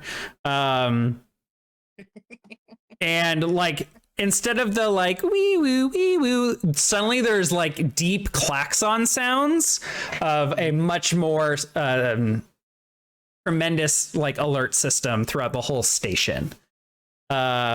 There's smoke, there's ringing in your ears. You have to take a moment to kind of collect yourselves. Meanwhile, this drone is going to continue firing at Dax, which it perceives to be a threat. But in the glass explosion, it just kind of like loses its bearings and misses. Lettuce, you are hustling and enter the atrium, and there is an explosion of glass in front of you. I requested to enter at a higher level up above in the atrium. Okay, yeah, I think around the ring of the edges of the atrium, there is a second floor like catwalk up above. So Like the explosion would be perfect cover for me to set up a sniper rifle. oh shit. Yeah. Okay. You're getting set up. Can And you explain to me real quick if I am understanding this correctly? I'm level 1 for this guy. So where it says roll 3d6 and drop the lowest die, is that referring to the damage? That's the no, that so normally for skill checks, you roll 2d6, but here you take 3d6 and just remove the lowest die. So it's kind of like rolling with advantage in a sense. Got it. Yeah. Cool. As you are like setting up and like zeroing in your scope and getting set up, you see like carnage down below, lots of charred and burned bodies. You see the body of Norm like completely charred and covered in soot. We still standing though. Still standing? Yeah. Yeah, Yikes. I'm fine. Jesus 24. I got 24 sunnies in me still. dear God. Literal 24 walking nightmare, sunnies. Okay. This is just falling from my face. Yeah, you see you see Norm like and then just kind of like Pull it together, Norm. But there's another figure standing at the very center of the meeting room. And as you dial in your scope, you would recognize from the burst that we saw and heard from earlier, Clarissa McGuire is standing in the center. There are bodies around where she stands, and with the flicker of her figure, you realize that she is a hologram here. And she is like looking right in Norm's direction, and she does not look pleased. That brings us to Dax. I gotta say, Norm took care of this problem. If we're gonna cripple the Cabal, getting rid of this space station seems like a good plan. So I'm gonna pick up Sunny D. I'm gonna like look over my shoulder at Norm and be like, "You got this, bud." And I'm gonna be like, "Navigate me to the. I need your car, your keys, and your motorcycle, but also navigate me to the like engine room. We're blowing this joint." I ride on his back like C-3PO rides on Chewbacca's back in The Empire Strikes Back. No. Orders over each shoulder to each individual ear as we go along. Okay. Turn left. No, your left. No, the other left. All right. This confuses Dax. He's psychoed up. He spins in a circle. All right. I make me dizzy. I vomit on the floor, and then I jump over the vomit. Go that way. There are drones in pursuit of you as you take off. No more. You're outrunning the drones at this point, but these two are going to continue to chase you. That's fine. Sonny Should will I shoot finally them? take his ready to action using his one specialty grenade that we got many weeks ago. Those drones. I chuck it behind me as Dax runs, and it explodes. And these drones are disabled, and we are scot-free. What was your special grenade? It's a ion grenade. Oh my god. I've been saving it, Nick. Saving it. Whip, whip. I'll delete it off my sheet now Excellent. with your narrative. Okay. Norm, your ears are absolutely ringing. What? There's Norm, your ears are ringing. What was that? All right. Does Roll20 not just have like a tinnitus track? I need to get one. Is anybody moving? No, everyone is dead. You look around. Myself with drugs. I look at the mouth of the hologram. Probably start moving. She's got her hands on her hips. She's in like a business suit, and she's just tapping one stilettoed shoe on the ground, like looking at you like she just wants to rip your fucking face off. I just like hold up a finger and like, just check the liquid sky looking canister. This is called Tsunami. John had a bunch of meds that he wanted to use throughout the campaign. He never got the chance to. But essentially, it gives me 10 extra hit points and allows me to hit at +2. Probably won't matter. It also does a lot of system strain. But, you know. What's the system strain of a Lazarus patch? None. Oh, that's nice. Dude, Psych- you should have hit me up with that. Psych has 1. Yeah. Okay. So you're up to 3 system strain out of probably what, like 12? 14. 14. Gotcha. Okay. 4 of 12. All of this for what? Vengeance? You have no idea what you've done, how much you've hurt the human race. I hope you're proud. And I hope you... Historians decide that one. As I throw one of Sunny D's grenades at the hologram pad. Oh, do you still have one? I thought... He's got... Oh, just regular... Okay. I had 3 on me. He could have taken one. Okay, sorry. You said sunny grenades. I thought you meant like a special one. You just meant like a regular. Okay. I have one grenade left. Immediately. As you throw the grenade and like the grenade begins quickly ticking, Clarissa says one more thing. And just let me make sure I hit this really succinctly.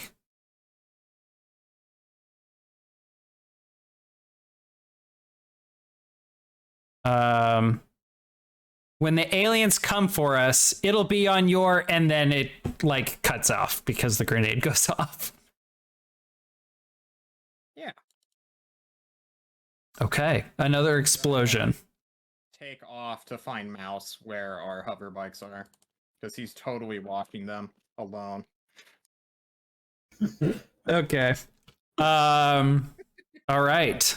I have this mental image of Mouse sitting there with like a fork, like duct taped to a spatula, like holding in front of them, like standing in front of the bikes, and he's got like a Tupperware, like a cookie sheet on his arm and a fork on the spatula, just like waiting. Nice. Lettuce, can you make me a couple sniper rifle shots as you provide cover to Norm as drones descend? Well, not really descend because you're not going to give him the chance, I bet. Just like, give me 2 shots.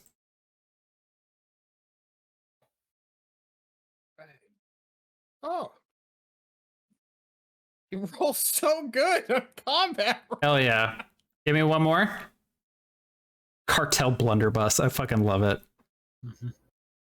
Oh my god. What that is? Incredible. Running out the dice. A 12. Wait, a 12 and a 20. Oh my god, that's so good. All right. Yeah, you're just picking off drones, and eventually you're just like, well, that's enough of a head start for Norm. Time to squirrel my way down through some utility shafts and meet up with the party.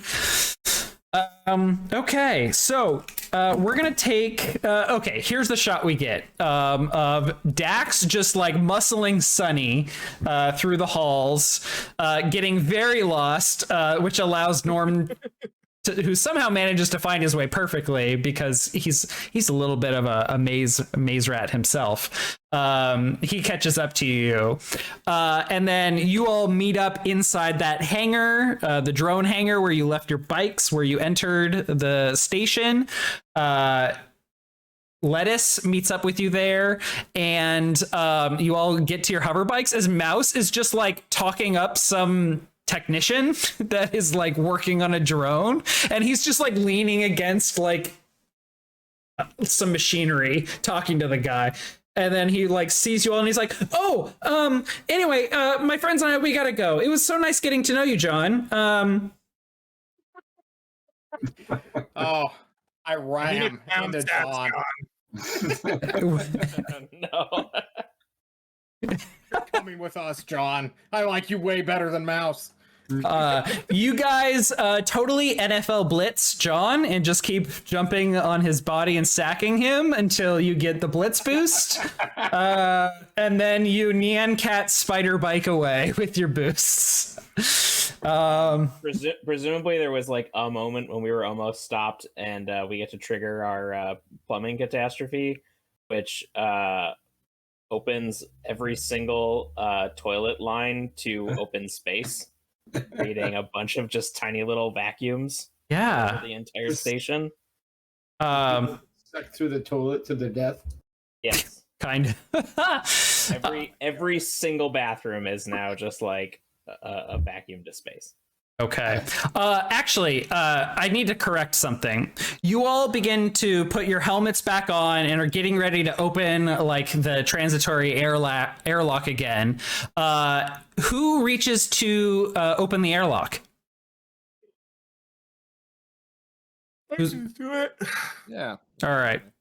Dax, you go reach for the button and suddenly you can't move your hand. You're like, Unfortunate. and then you start to like push against whatever's holding it, like arm wrestling more and more. Everyone like looks at you confused. And then you get like your arm gets pulled back and you swivel around. And there standing before you is a soldier. holding out his arm, telekinetically grappling you, grabbing your arm. This is a Way Force engineered soldier that we're gonna need to. My free arm available? Yeah, we're I'm gonna. gonna take my knife out, like from my belt, with my left hand and just like throw it at his face. Okay, give me an attack, and then we're gonna go to break.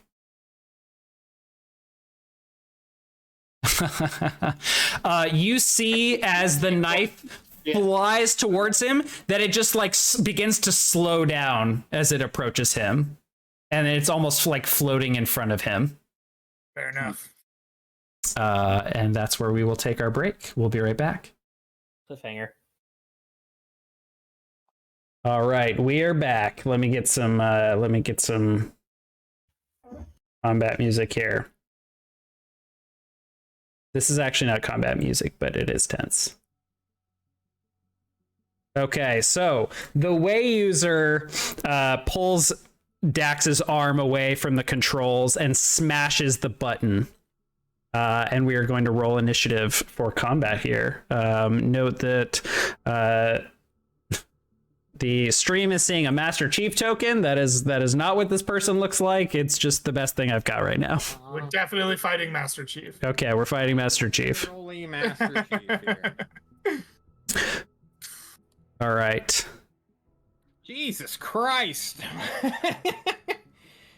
Oh. Okay. They get to go first. Hell yeah.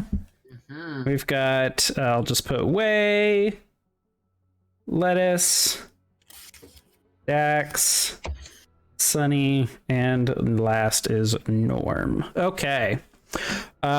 So they are immediately going to take their hand, close their fist, and pull down, and you all begin to feel yourselves pulled by artificial gravity towards the floor.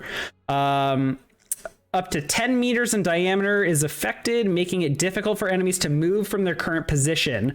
All chosen targets must make an evasion saving throw or fall prone, becoming unable to stand or move more than a meter per move action taken.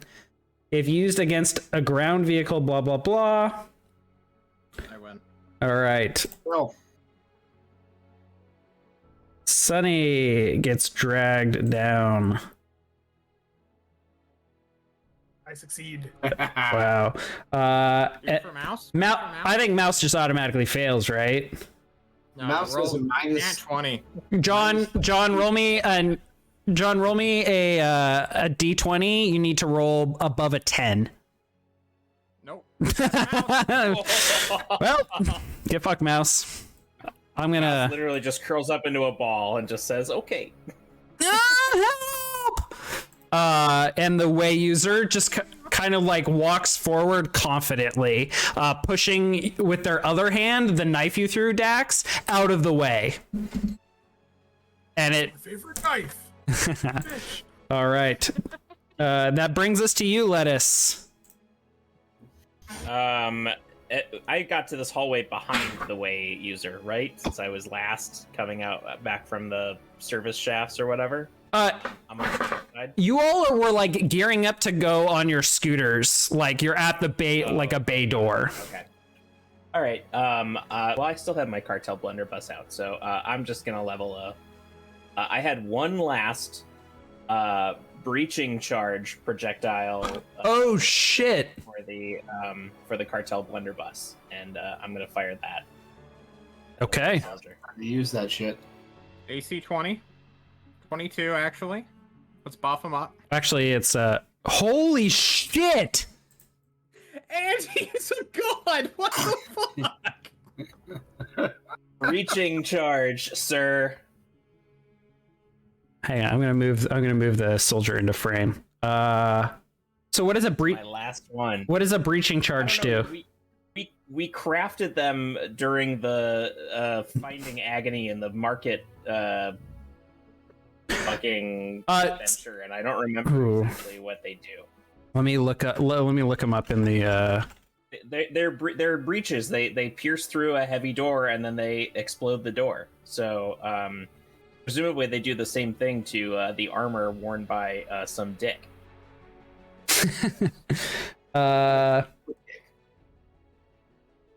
Go ahead. Hey, Brian, how much damage does a grenade do? 2d6. I roll 2d6. The cartel blunderbuss's damage is 2d6 plus 2 plus 1. Okay. Here's what we're gonna do. Roll me one more d6.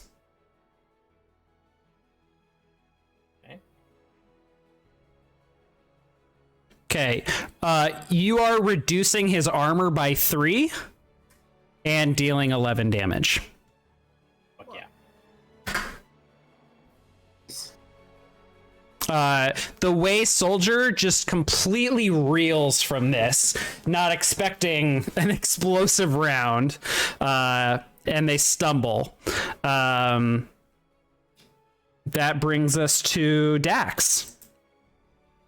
All right. Do I have to like wrestle myself free of his psychic grasp here?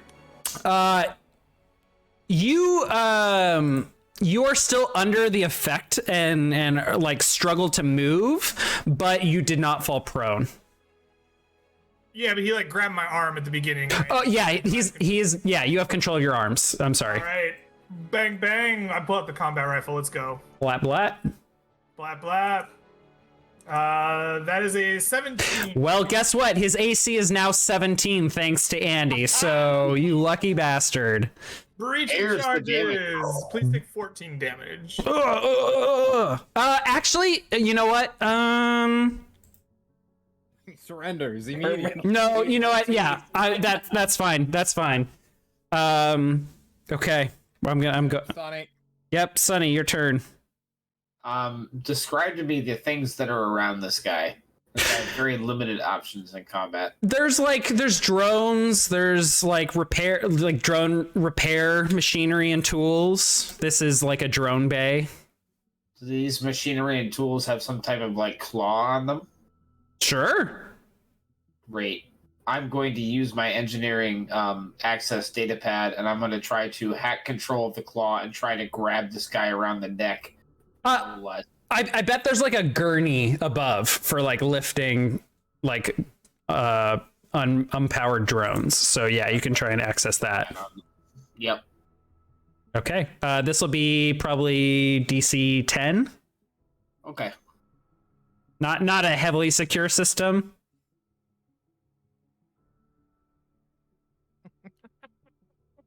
Okay. So you grab him. He go ahead and roll me a D6. Wonderful. 4. Okay.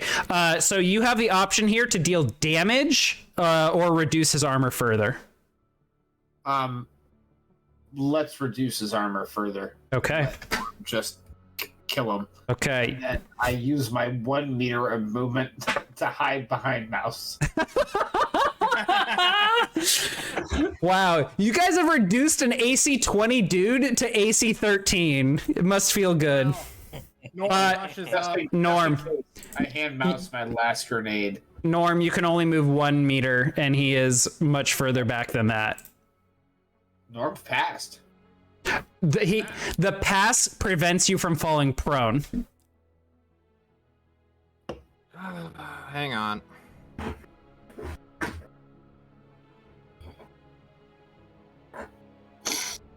Oh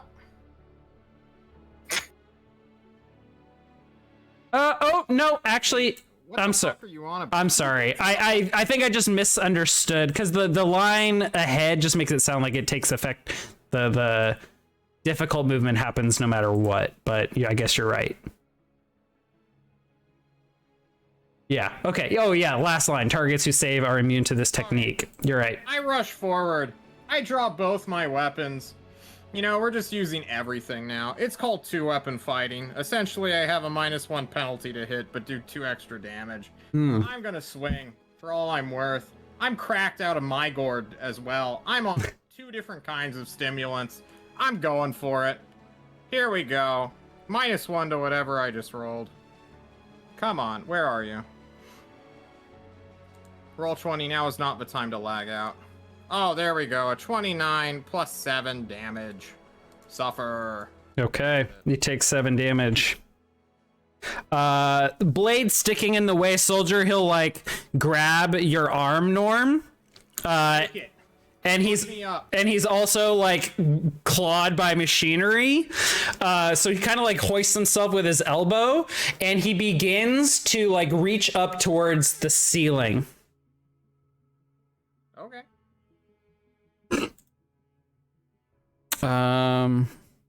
What do you want from me? Just tell me. I've always dreamed of hitting the back of a real life Master Chief. Hang on, I apparently did not add this to his sheet, so I'm gonna go search it really quickly. I asked him if his suit checks it off. Fuck off. Okay. It's just a Halo meme for the viewers at home. This is called telekinetic ram. Ram me down. Jesus Christ. Just setting me up. So up above, he reaches towards the ceiling, you'll don't see anything happen for the moment. But as Lettuce begins to line up another shot, he actually is like, "Whoa, look!" And up above, you begin to see this kind of swirling blue energy that is beginning to build up slowly. So telekinetic ram, as a main action, the psychic can commit effort for the scene to target a tremendous uncontrolled burst of force at a single target. Oh, a single target. Fuck that. I'm targeting. Burst requires some time to detonate. Yes. Only go off at the end of the next round. Yes. I'm saying it targets the area. Fuck you guys and fuck the rules. He's gonna die, bro. Targets of this technique are aware of an oppressive electrical tingling in the air and are apt to instinctively move. This technique is thus generally useful against blah blah blah blah blah. It does 5d12 damage. Okay. And he has targeted the area where Sunny and Mouse are together, since you described getting behind him. Yep. Okay. That brings us to Lettuce. Since I'm not moving positions, I get my sniper bonus from this next shot, right? Sure. All right. How do I roll that then with the 3d6 drop one? What's 61. That's what it looks like. but how does that work in combat? Because I thought combat rolls were 1d20. Are sniper shots not considered combat rolls? That was my question about the instruction. Oh. Here, I'm gonna enter the thing again. There it is. It's so weird. So when you make an execution attack, Oh, it's an execution attack. Okay. Yeah. Okay. Roll 3d6 and drop the lowest for an execution.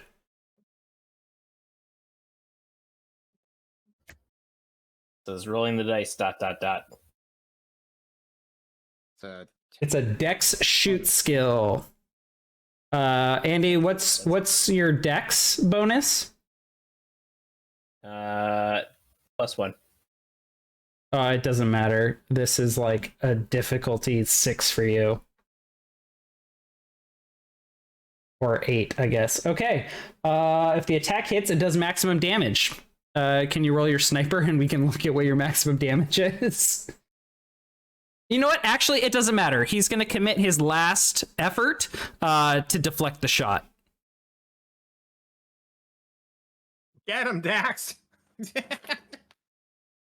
And actually, Apollo, please, man. how much health do you have, Lettuce? 16. Take 15 damage. as he like rubber bands the bullet on you. What? Yeah. Having low health sex, buddy. What about stand? What about my armor? Oh, you have to re-roll the attack. My attack. Excuse me. My AC Okay. is 17. Yes, you're right. So my own attack was not. Yes, correct. You're correct. Yes. Yeah, but you're supposed to re-roll it twice, and if either roll hits. Oh, so roll it again. What am I rolling again? Just roll your blunderbuss. Yeah, just hit the blunderbuss again. Jesus Christ, guys. Okay, right. it misses. Fantastic. Dax, your turn. Am I still at 1 HP or am I? No, you heal it all. You're right. I was supposed to make you roll it again. I should have joined the club of 1 HP. Dax. Finish him off. I don't know. All my friends are all up close to him, so I guess I'm gonna find my knife that's like scattered off of the floor somewhere, and I'll be like, Hell yeah! I don't know. I don't have a good one-liner. I'm just gonna stab him. Okay. There we go. That's all I got. Sorry. Hell yeah! I joined. That's a Nice. 24 to hit for 5 damage. Okay, Dax, as you plunge your knife into this soldier's broken armor, you look past the shattered mask that they're wearing, and you recognize this soldier Okay. as someone not from your program. I think you were the But from the records we got. yeah. Yes. And there was someone you might have even seen at the facility or in passing as they were like being processed. So this is someone you would recognize. And there's a look of recognition towards you as well. As That's unfortunate. Looks like he got caught up in the system. Dax is sad for a moment. And then the light drains from his opponent's eyes, and he's like, did we set this building to blow up or not? Let's get out of here. okay. Get out of here. Okay. You all move on to the next drone bay and are able to get on out of here. The energy above you that was building up dissipates as soon as this way soldier dies. And no 5d12 damage comes your way. Can you roll it? Can you just roll it for... I know you were working towards it. You might as well get the satisfaction. Oh, Wow. There you go. That would have wiped the entire party. hell yeah. All right. What I was looking for. In a different life. Oh, maybe. it's not 39 damage that we share. No. No. The move was supposed to target one character, but I said fuck that, and I was targeting an area, and you all were gonna take 39 damage all. And we ride off into the sunset. Yeah, you right off into the sunset. So I know that there is now sewage and waste ejecting out of every orifice inside the station, covering everything. I don't recall anyone setting up any sort of detonation of the structure.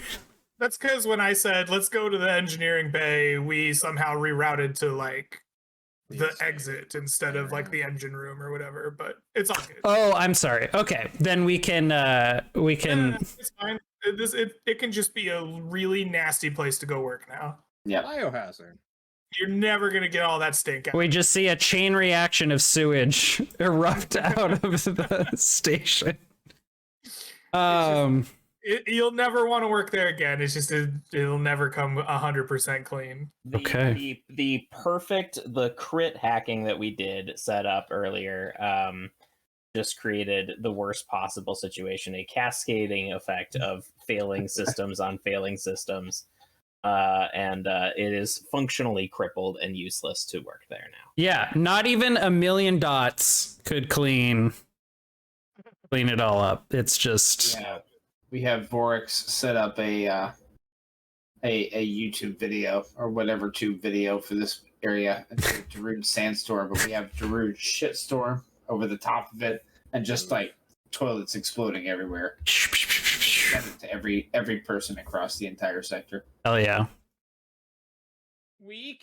How to kill a CEO and defecate on his boss. Oh my god. 3 easy steps. Dear God. Number 1, find out where they are. At number 5, bringing it in from all the way in MIDI. Okay, so you all arrive back at your shuttle, your ship. And as you all are preparing to flee and meet back up on Saber, something very strange happens. You all look out of the cockpit, which I'm sure Sunny will have you all were out in the vacuum of space.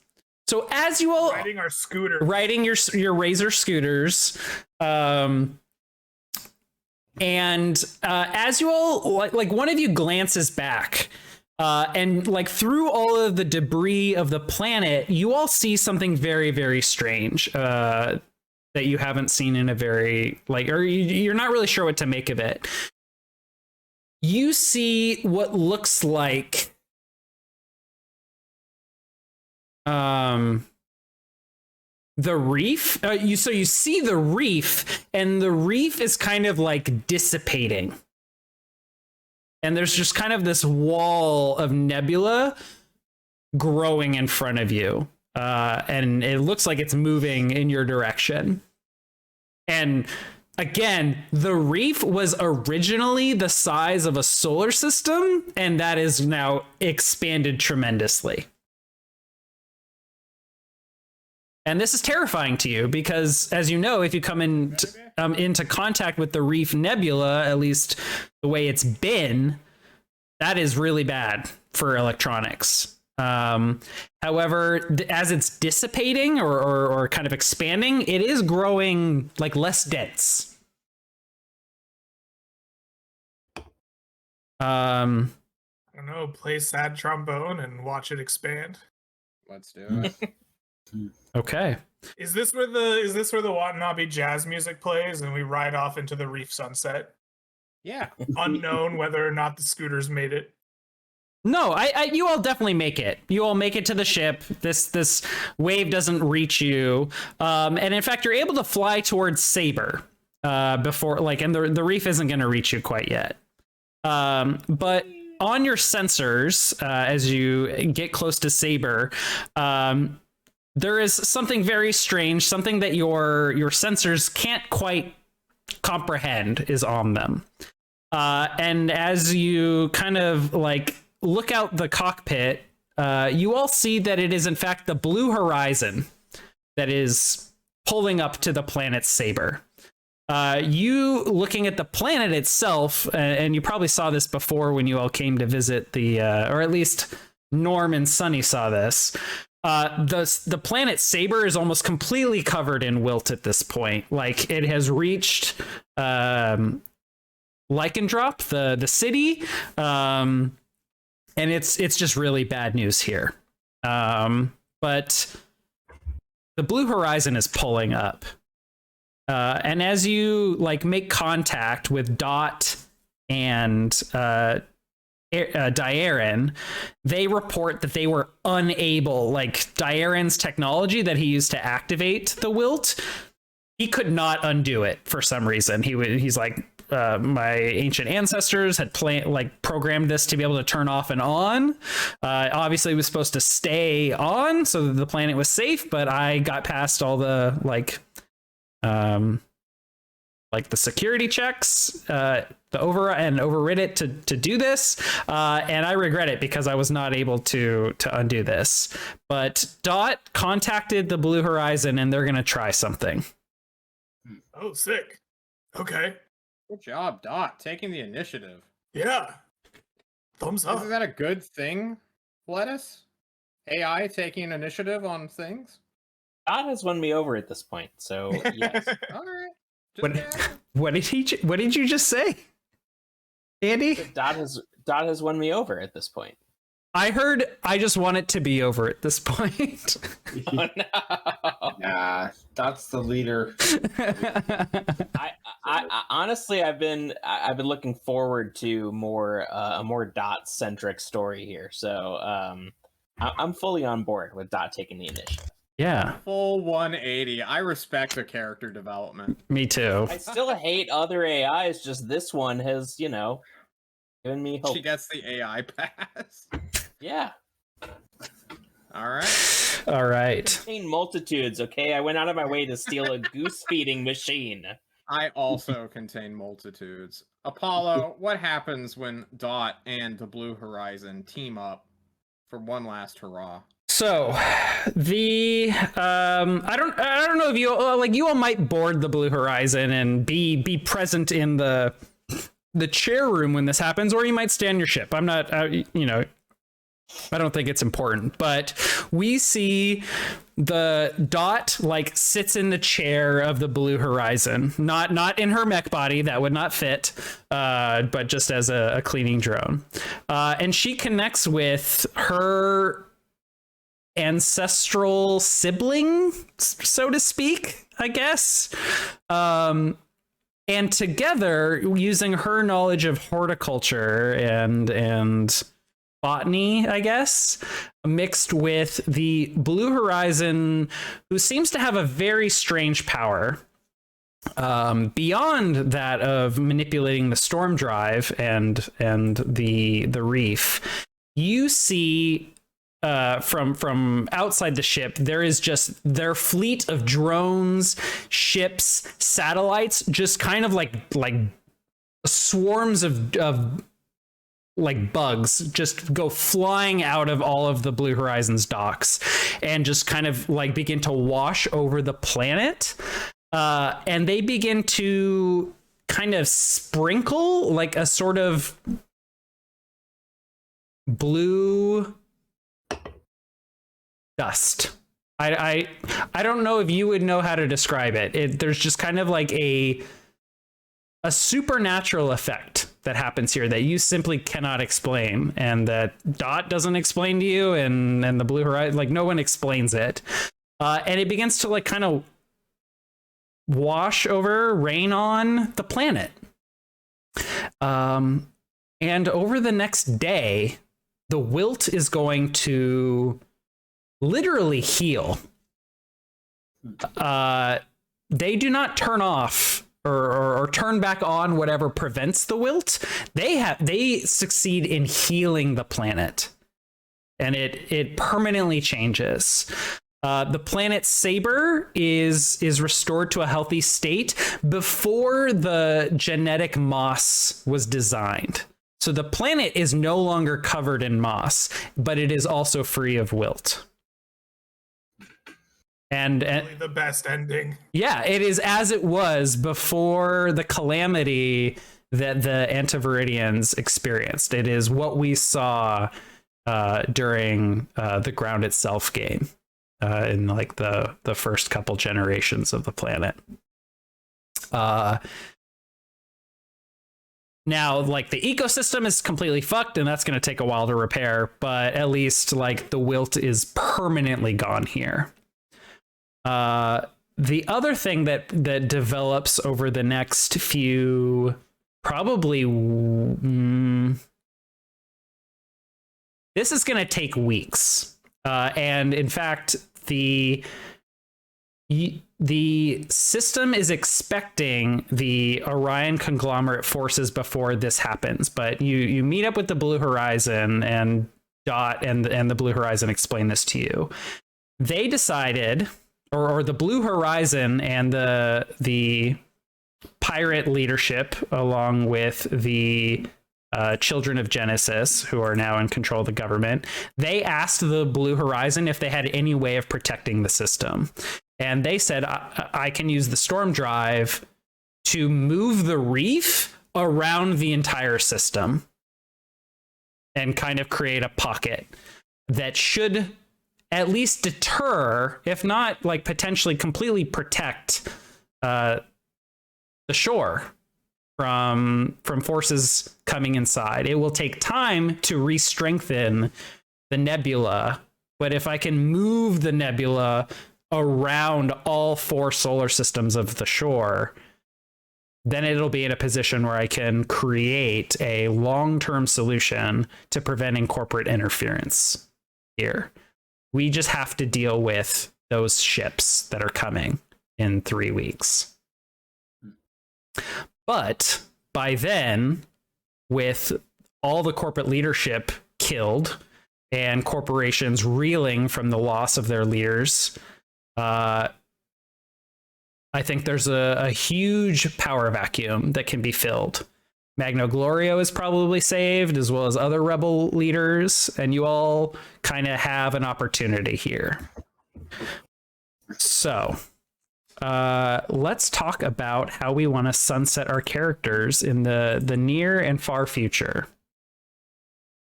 So I guess over those next 3 weeks, what are each of your characters doing and or thinking about? Or is the crew like still acting as one to kind of finish the mission? I guess there's one more big fight to be done, right? Mm-hmm. Dax is the fighter. So rather than flying off into the sunset after this murder mission, I guess he captains the pirates. He like trains everybody into like how to be the most effective murder machines possible in the coming like space battle. He's gonna like have a legendary crew that like doesn't fight with a spaceship, but they like board other ships and take them out from within. And we have like the craziest pirates possible that all join him to like actively board and sabotage ships and then move on to the next ones on their sick razor scooters. Very nice. That is the scooter gang. But I think Dax sees this as like the one last fight, right? And win or lose, he's gonna either like retire and drink tea in the on the shores of the Scholar Planet or something, or he's gonna like meet his fiery end there. But he spends these 3 weeks like training up these like crazy sons of bitches to like board ships on scooters. Now, when you say the Scholar Planet, do you mean Shemaya? Yeah, where there was the academy. Yeah, I love the idea that Dax is like, I'm going to go to the beaches of a desert planet. Yes, that's Dax. Okay. What about the rest of you? Does anyone else know how, like, if they participate in this kind of last fight? And how they go about doing that, either like as the crew or like working collaboratively with the rest of the folks, like the other factions. I know that Sunny would sit there and he would want to see this fight finish to the end.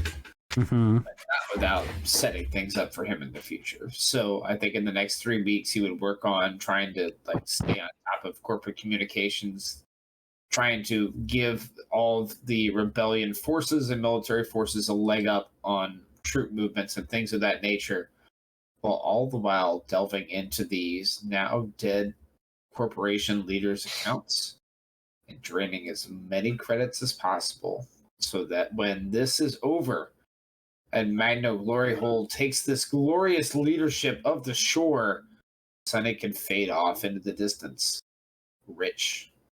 Hell yeah! Maybe a secondary account for each of his compatriots as well, because an offshore account. Ah. I like the idea that Dax has all this money and has no idea it's there. It just sits in an account forever. No, Dax, I don't leave you with money. I leave you with a stockpile of drugs and perfect. Yeah. Who keeps Amazon delivering me all this crack cocaine? I don't know who they are, but they're my hero. I set up a space Amazon to literally send you like hostess snack cakes and cocaine every single for the next like 37 years. What about lettuce? Well, this like final battle is like pulling up. You have your brothers in the Cobalt Collective and working with the government. Do you like work with them or do you help out elsewhere? Oh, like good middle and older brothers, Bacon and Lettuce both position themselves to just be constantly whispering in the ear of their youngest brother and helping to make sure that he's a cooperative, participant in the governor's office, organizing things so that after everything is done, the way is clear for Mango Glory Hole, and also make sure that government resources are helping spread the food innovation of the moss to other planets with Dot's help, so that people can fucking eat and not be dependent and grow their own gardens and be self-sufficient. Yeah, I think that's particularly salient since kind of like the breadbasket of the whole sector is like has been dying all this time. Yep. And now, I think, yeah. And I think like Cobalt Collective, resources, government resources, they can use Tomato to help organize them and keep food and resources moving out to distant worlds so that people aren't always in dire need and don't need to sell their children off to a labor company. Fair. And I suppose in the super epilogue. Well, we'll get to that. We'll get to that. Okay. Sorry. I'm focusing on just these 3 weeks leading up to the final fight. Oh, wait. I'm sorry. No, you're good. You're good. Sorry, I presented all of that to get you thinking about it, and then I didn't provide good structure. But during the fight, I mean, he'll stay with on the front lines. He wants to fight. Okay. But it sounds like in the lead up, you're helping make sure that people are fed. Yes. Okay. Wonderful. That's very important. How about make sure that Dot has a role to play? Perfect. And you, Norm? I think, well, I have faith in Dax. Dax is a crack shot, and after what I saw Lettuce do in this most recent thing, maybe he should be just a fucking sharpshooter. I think he took the wrong career path in life, and him being a soldier is going to do great. But Norm is looking to the future. He has utter faith they're going to win the battle. So what he's going to do is gather the scattered assassins across the sector and then go and do a bunch of political assassinations so that when the future government steps up and the power vacuum occurs, that no one he does not trust will step in to absorb all that extra space they've created. Okay. And this is what he does in the 3 weeks leading up to the last fight or afterwards? He calls up Tyura, is like, hey, I just detonated a Claymore mine on myself to kill all of the executives, but there's still more out there. And she's just like, she just responds, hot, fire emoji, fire emoji, fire emoji. Ooh. After Norm puts his spaghetti back in his pockets, he will go out and become a proper assassin. Okay. What happens after that is no one's problem. John, ask me about A Knight's Tale and spaghetti after the show. I have a fun fact to share with you. Okay. All right. So, Norm, I would like you to give me either sneak or stab, probably stab. Take +1 for assistance from Tyura. As you commit political assassinations all over the sector. That's a 10. Oh yeah, let me pull up the rolls again. That is a 10. That is a good success. Lettuce, as you are aiding the government and working with your brother to help organize like the plans to spread food around, and is particularly sow the moss and get working on agriculture so that people can be fed, both leading up to the fight, settling people's nerves and making people feel confident in their leadership, as well as travels on its stomach. Yes, exactly. And as you're helping build infrastructure for the future, please roll administer or fix. Administer charisma, right? Yeah, that works. And take +1 for Dot's help. Or wait, what? Wait, so what's the fix? I mean, you're trying to set up like infrastructure. So if you're like literally participating in building it, fix. But if you're helping the government administer, but I guess if you mentioned talking into your brother's ear, so that could be lead or talk as well. Yeah, I want to manipulate my brother and have him do the work. Okay, leader talk then with charisma, and then take Dot's help since she is contributing knowledge of agriculture here.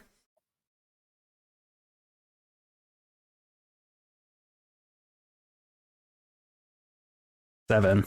Okay, still a pass. All right. Government's not perfect. No. So people are fed. It's a little slow to get going, so there's a lot of nerves for people until like the last week or so before things get really established, and then things start to come together. Norm is just successful. You just hear about political deaths all around the sector, and like corporate, like there are people that start to step in, like people that are like, oh, I was just waiting for this, I'm going to be the CEO now. Nope, dead. Like people like middle and upper management like begin to become afraid of stepping into those roles, and really the corporations just stay in a complete tailspin. So they're not going to be able to contribute to the fight, which really helps your side, but that's really going to have implications for the future as well. I'm going to skip over Sunny for a second to go to Dax. I love that you mentioned pirates boarding, because there is in fact a pirate faction that was all about boarding. Oh, yeah. Like disabling ships and boarding them. That was my Roll20 connection is down, so I can't pull that up. But one other thing that really helps this is Brucius is a terrorist hacker. He is great at writing code that is going to help the pirates do this even better, like disabling ships from further away, disabling them more quickly, like disabling all systems and just holding ships hostage, forcing crews to be complicit. So as you are helping train pirates, give me a lead, and take +1 from Brucius's help, as this is like he helps kind of train and prepare them to be able to disable ships from their own ships. He gives them the tools, you give them the training. Absolutely. That's a 12. Hell yeah. We are such a good crew of shipboarders. Yeah. Fear the Legion of Scooters. Okay. Now, Sunny, you mentioned that you were going to stay on corporate communications and like track the corporate ships and feed info to the rebels. Yes. I think it's really important here that you are you trying to like help organize the rebels, or are you trying to keep tabs on the corporate like fleets and ships and stuff? Like what is your focus? I'm not the military leader. The Admiral can take care of that, along with Magno Glory Hole. I am more of the information broker. Because knowledge, the position of your enemy, is what's going to win most battles. Mm-hmm. I'm keeping tabs on the corporate fleet. Okay. Feeding that information to the rebels so they can strike where it becomes the most advantageous. Okay. Give me a notice check, please. And take +1 because Vorex and his satellite network are helping you. Is this notice what? Intelligence, wisdom, your choice. Do I get a chance to use my expert feature to re-roll that? Yeah, yes, absolutely.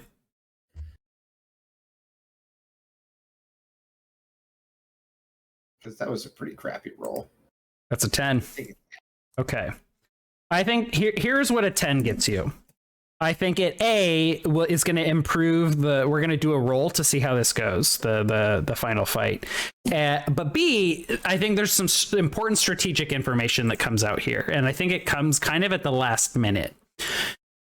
You all are expecting that this fleet is going to make like a break for a corporate stronghold, probably like Gorin, Malafar, and Lithios in the brick system, because there's a lot of corporate strongholds there. Or maybe it'll go for Warren, the political capital, or maybe it'll go for Midi, where that shit bucket of a stronghold in space they had was, but maybe not.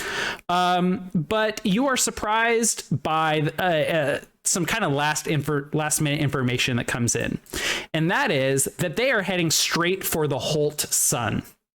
The sun that is supposedly the resident, the home of this large energy being called a starbird that feeds on suns, and the radiation it produces has caused all these wild effects of people with way power and electronics that are sentient. Their entire fleet seems to be heading for Holt, which is a shock to everyone, and you all need to start like pulling your ships and busting ass to get over there to confront them. But you're able to catch this, which does not put you at a severe disadvantage. So we are going to abstract this final confrontation with the corporate fleet with a roll. And based on some of your successes here, this is going to be just a flat 2d6 plus 2 for Dax's 12 plus 1 for Sunny's good information, but -1 because of the that's offset by the strange strategy that the corporate fleet is taking. So we're at +2 right now.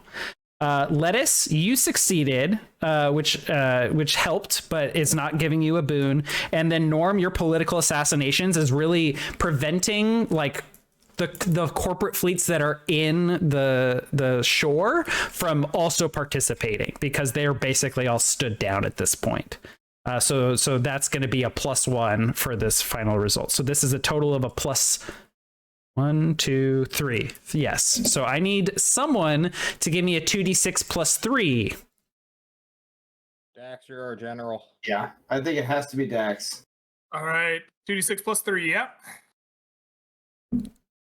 Actually, 2d6. Hang on. Come on, just let him roll. Yeah, 2d6 plus 3. It's worth noting that the Space Force is going to participate here. That is an 8. That is an 8. So a okay success. So here's what's going to happen.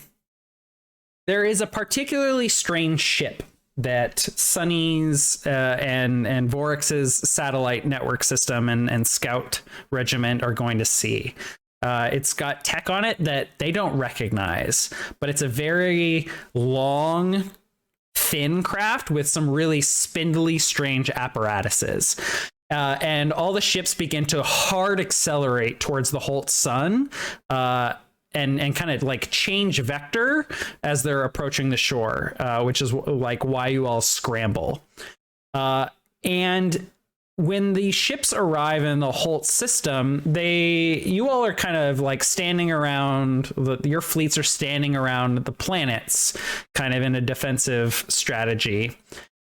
But the ships of the corporations of the Orion conglomerate do not head for the planets. They head straight for the sun, and they begin to attack the sun, and they provoke the Starbird. The Starbird, which as it begins to leave the Holt Sun, takes the shape of a large bird, almost kind of like diamond shaped, but it kind of looks like it has wings. It is an ethereal being. It is very mystic, very nebulous, and it is not very well defined in its shape. But the sun begins to like pulse as they fire on the sun, and this strange ship with spindly arms that begin to extend head towards the opposite side of the sun. They are trying to capture this creature, whatever that means. So they are provoking it to flee. But thanks to Sunny's information, Everyone's contributions. yeah, thanks to everyone's contributions, really, and particularly Sunny's like, hey, we need to get over there. Your fleets begin to move and descend on their fleet and disrupt this plan rather quickly. And as the starboard finishes, like leaving the Holt sun, there is a great pulse of energy, blue radiation that just spits out of the sun. That kind of acts as an EM pulse during the fight for a brief moment that disables ships, but they are all able to restart and the battle resumes. But the starboard begins to take off and leave the Orion arm, and it just begins to take off, accelerating to a blinding speed.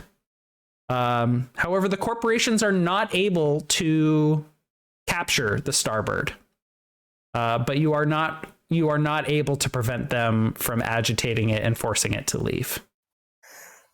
Ultimately, the corporate ships are permanently disabled, and captives are taken by the pirates, by the Space Force, and the entire system is able to like come into a time of peace.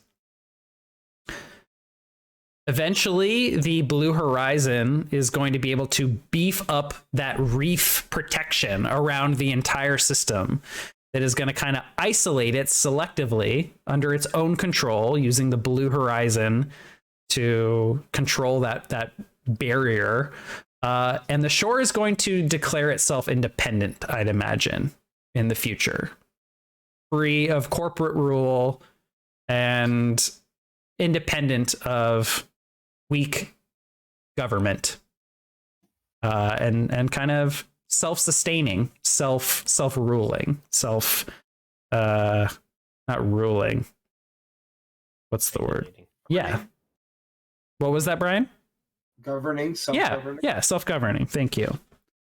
And that's kind of like, that's going to take weeks, months, years to set up. So I think it becomes news throughout the shore that like, hey, we are deporting all of these corporate soldiers and anyone who wants to leave the shore as we begin to put down this barrier and isolate ourselves, and free ourselves from corporate rule. There's kind of like a window of time for people to leave the shore. And there is a lot of infrastructure in place that the military helps put in place to allow people to leave the shore without incurring great cost on themselves. It also presents an opportunity for all of you to leave the shore if you like, or be a part of this new shore that is going to create itself over the next many years to come. So let's talk Final Sunset for your characters. Are there any questions that anyone has before we jump into that?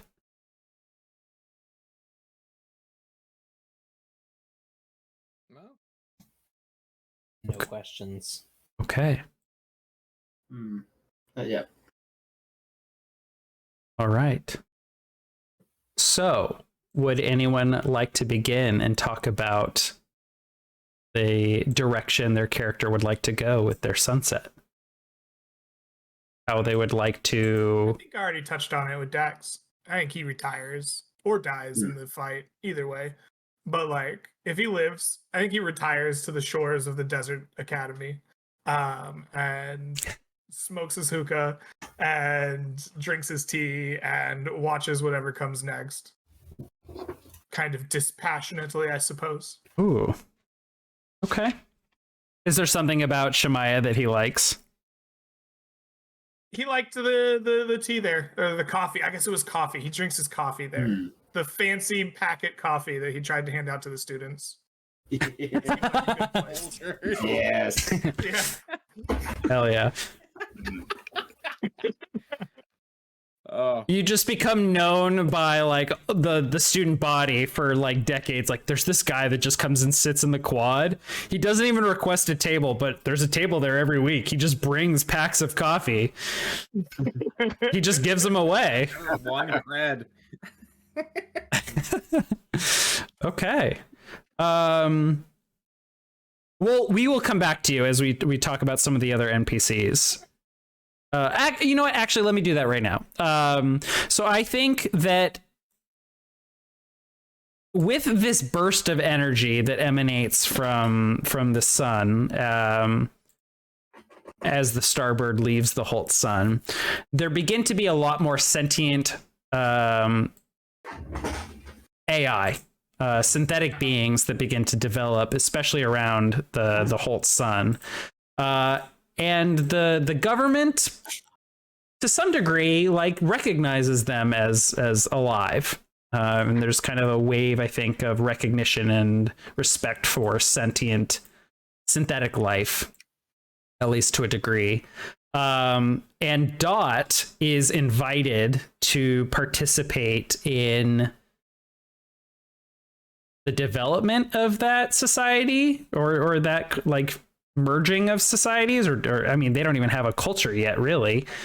Yeah. But she's like, I don't know about that. I'm just a cleaning. I'm in the body of a cleaning droid. I like plants. I'm not that sophisticated. There's way smarter sentient AI out there. So she asks you what she should do. I think Dax is very supportive of her leading the like Confederation of Artificial Intelligence. He's like, you have more experience than any of them. You've learned from people in ways that they never have, and you would be perfect for the role. And you can always come visit me at Folgers, where okay, I'm gonna kind of set the scene. This is the like one of the first few days you're on Shemaya. You've got like your fold up beach chair.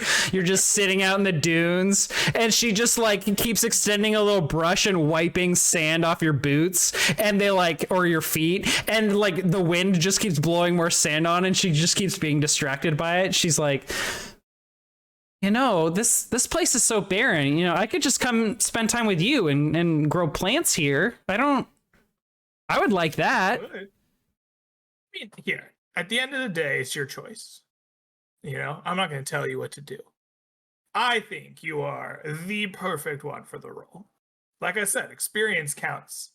Anyone can be smart, but not everyone knows how to apply that smartness. You have the ability to apply it in the right directions. But hey, you know what? If you want to help me set up a coffee plantation here, we can do that.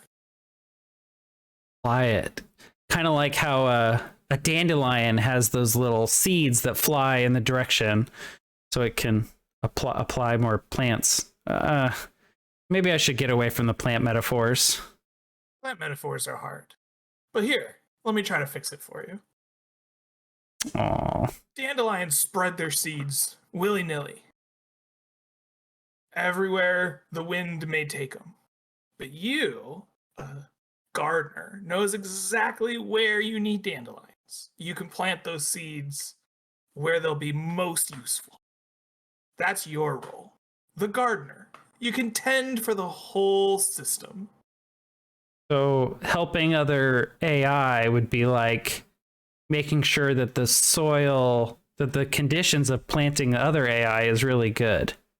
Exactly. Okay.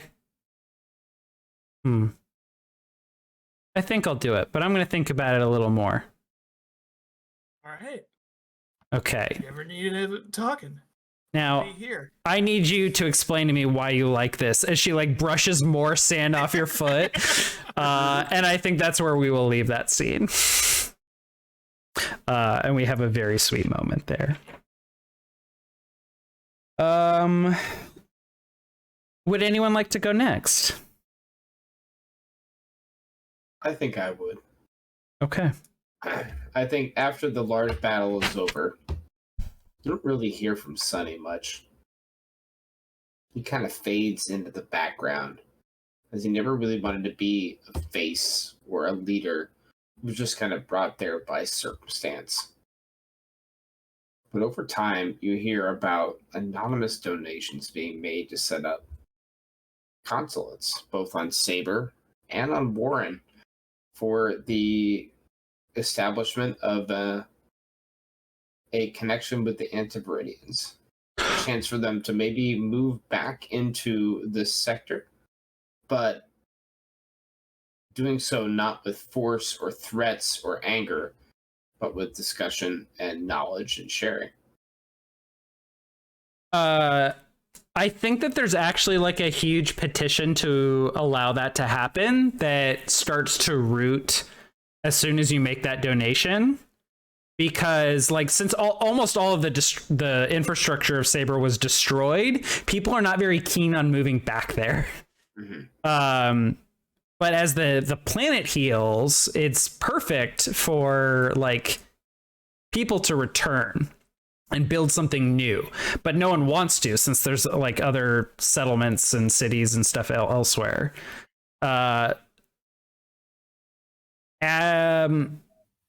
So there is like talk within the government of reaching out to the Antiviridians, but things are really tense right now because, and y'all will learn this much later, from bursts that reach the shore, humanity's in hot water with the galactic community for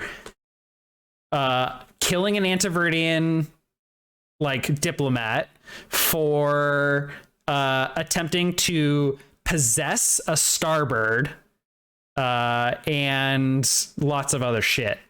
So it's not a good look. But since the shore self-declares independence, they reach out to the Antiviridians along with Diarin's help. And I think a formal invitation to resettle and return to Saber is offered.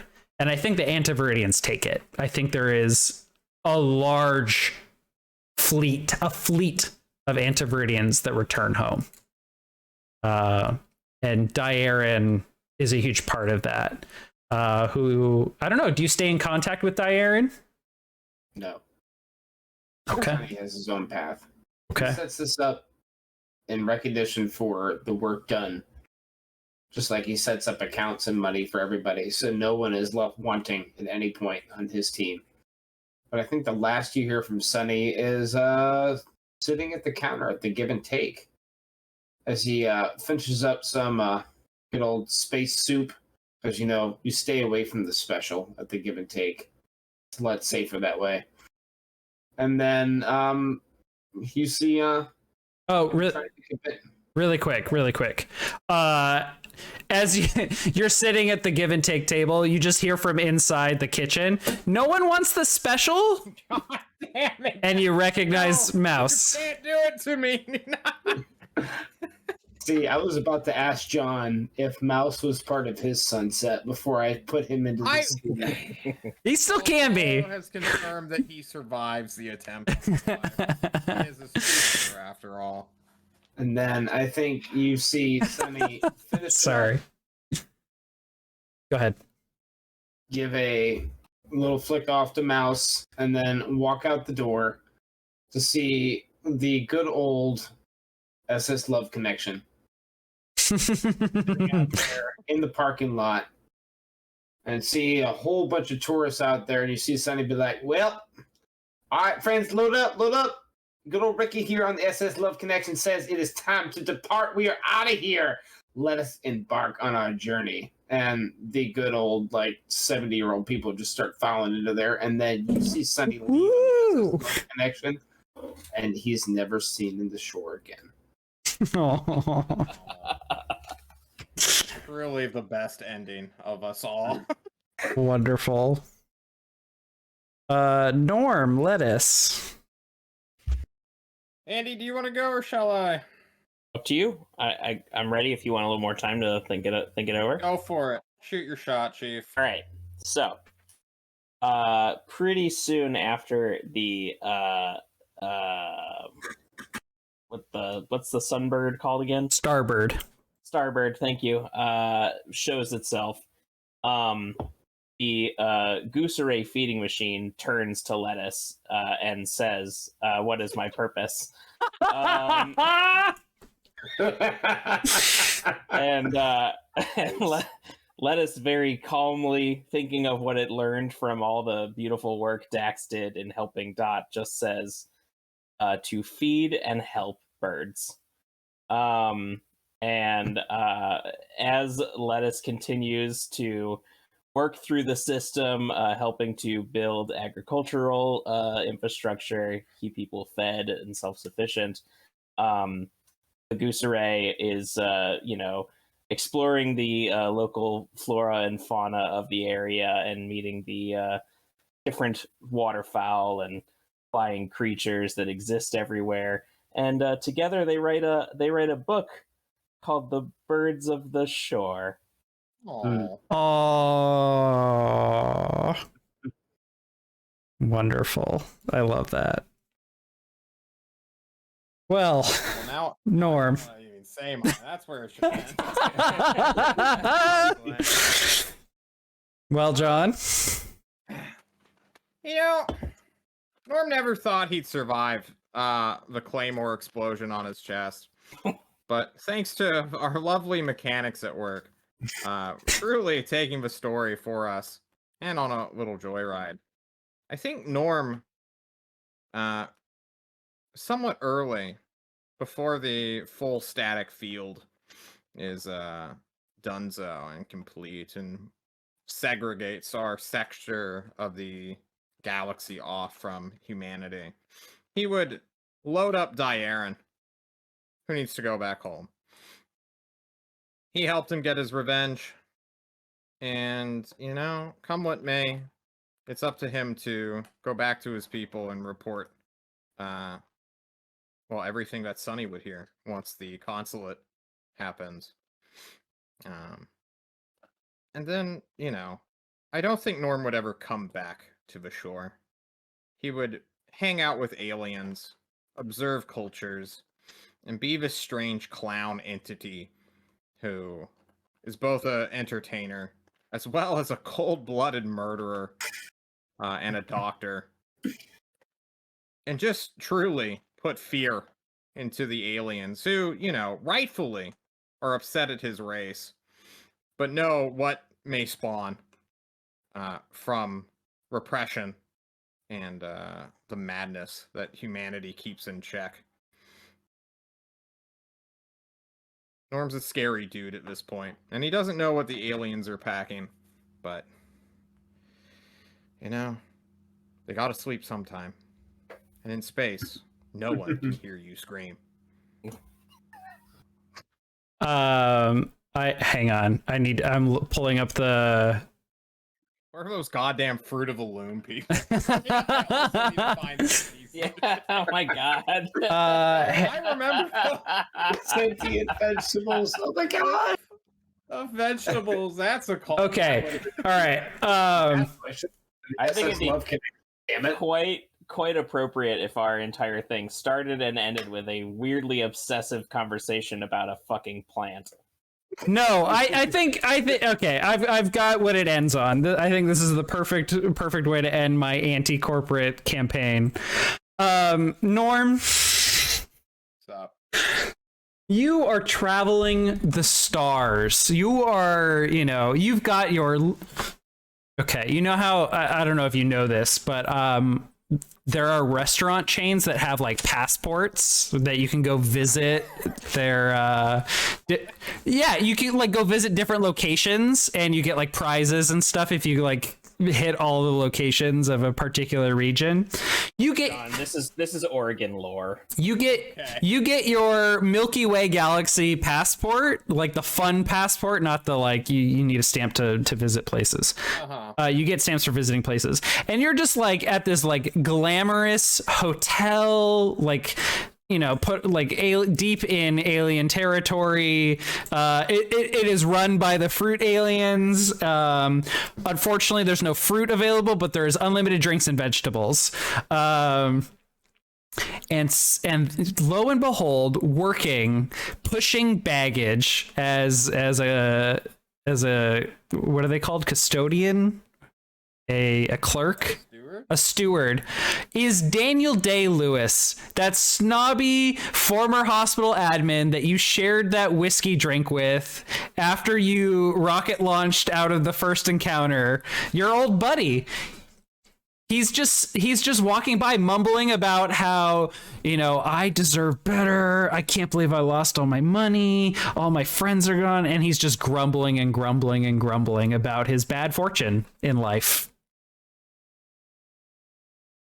And you're just sitting there in the lobby, like enjoying the beauty of the environment. And you see him head to an elevator and ride up to the 13th floor. I look at my watch. I look at my, I don't know if I have friends or associates or people keeping an eye on me. Hey, Spies you're watching my every look. movement. You're early. You've got time. You look around. No one's watching you. I tap my watch. What a coincidence. I head up the stairs. You've got 10 minutes, baby. All right. You arrive on the 13th floor. You're casually pacing down the halls. Stepping out of room 1326 is Daniel Day-Lewis. Oh, hello, sir. We don't, ironically, get a lot of humans out here. Hello, Daniel. He looks at your... Now, I mean, it hasn't been new for a long time, but it's a face he doesn't recognize. Norm? Is that your voice?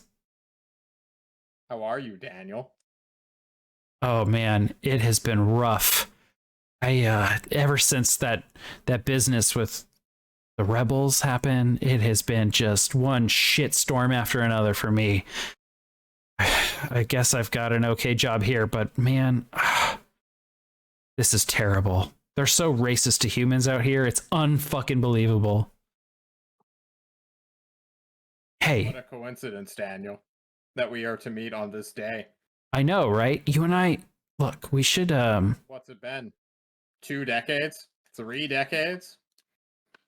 Yeah? Look, I know some people in the Orion conglomerate. Daniel. I know. Listen, we should meet. I've got some info about some stuff the Orion conglomerate are working on. Some pro-human stuff. We should meet. I get off in a couple hours. Huh? I push him into the room. Oh! We fade to black as we close the door. Okay. All right.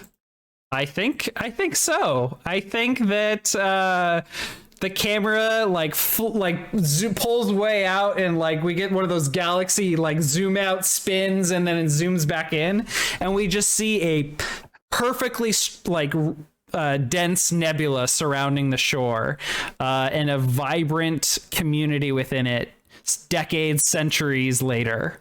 And at the center of it is the blue horizon. With fleets and fleets and fleets flying around it. And it is a community free of capital rule. And it looks somewhat like a utopia. Mm.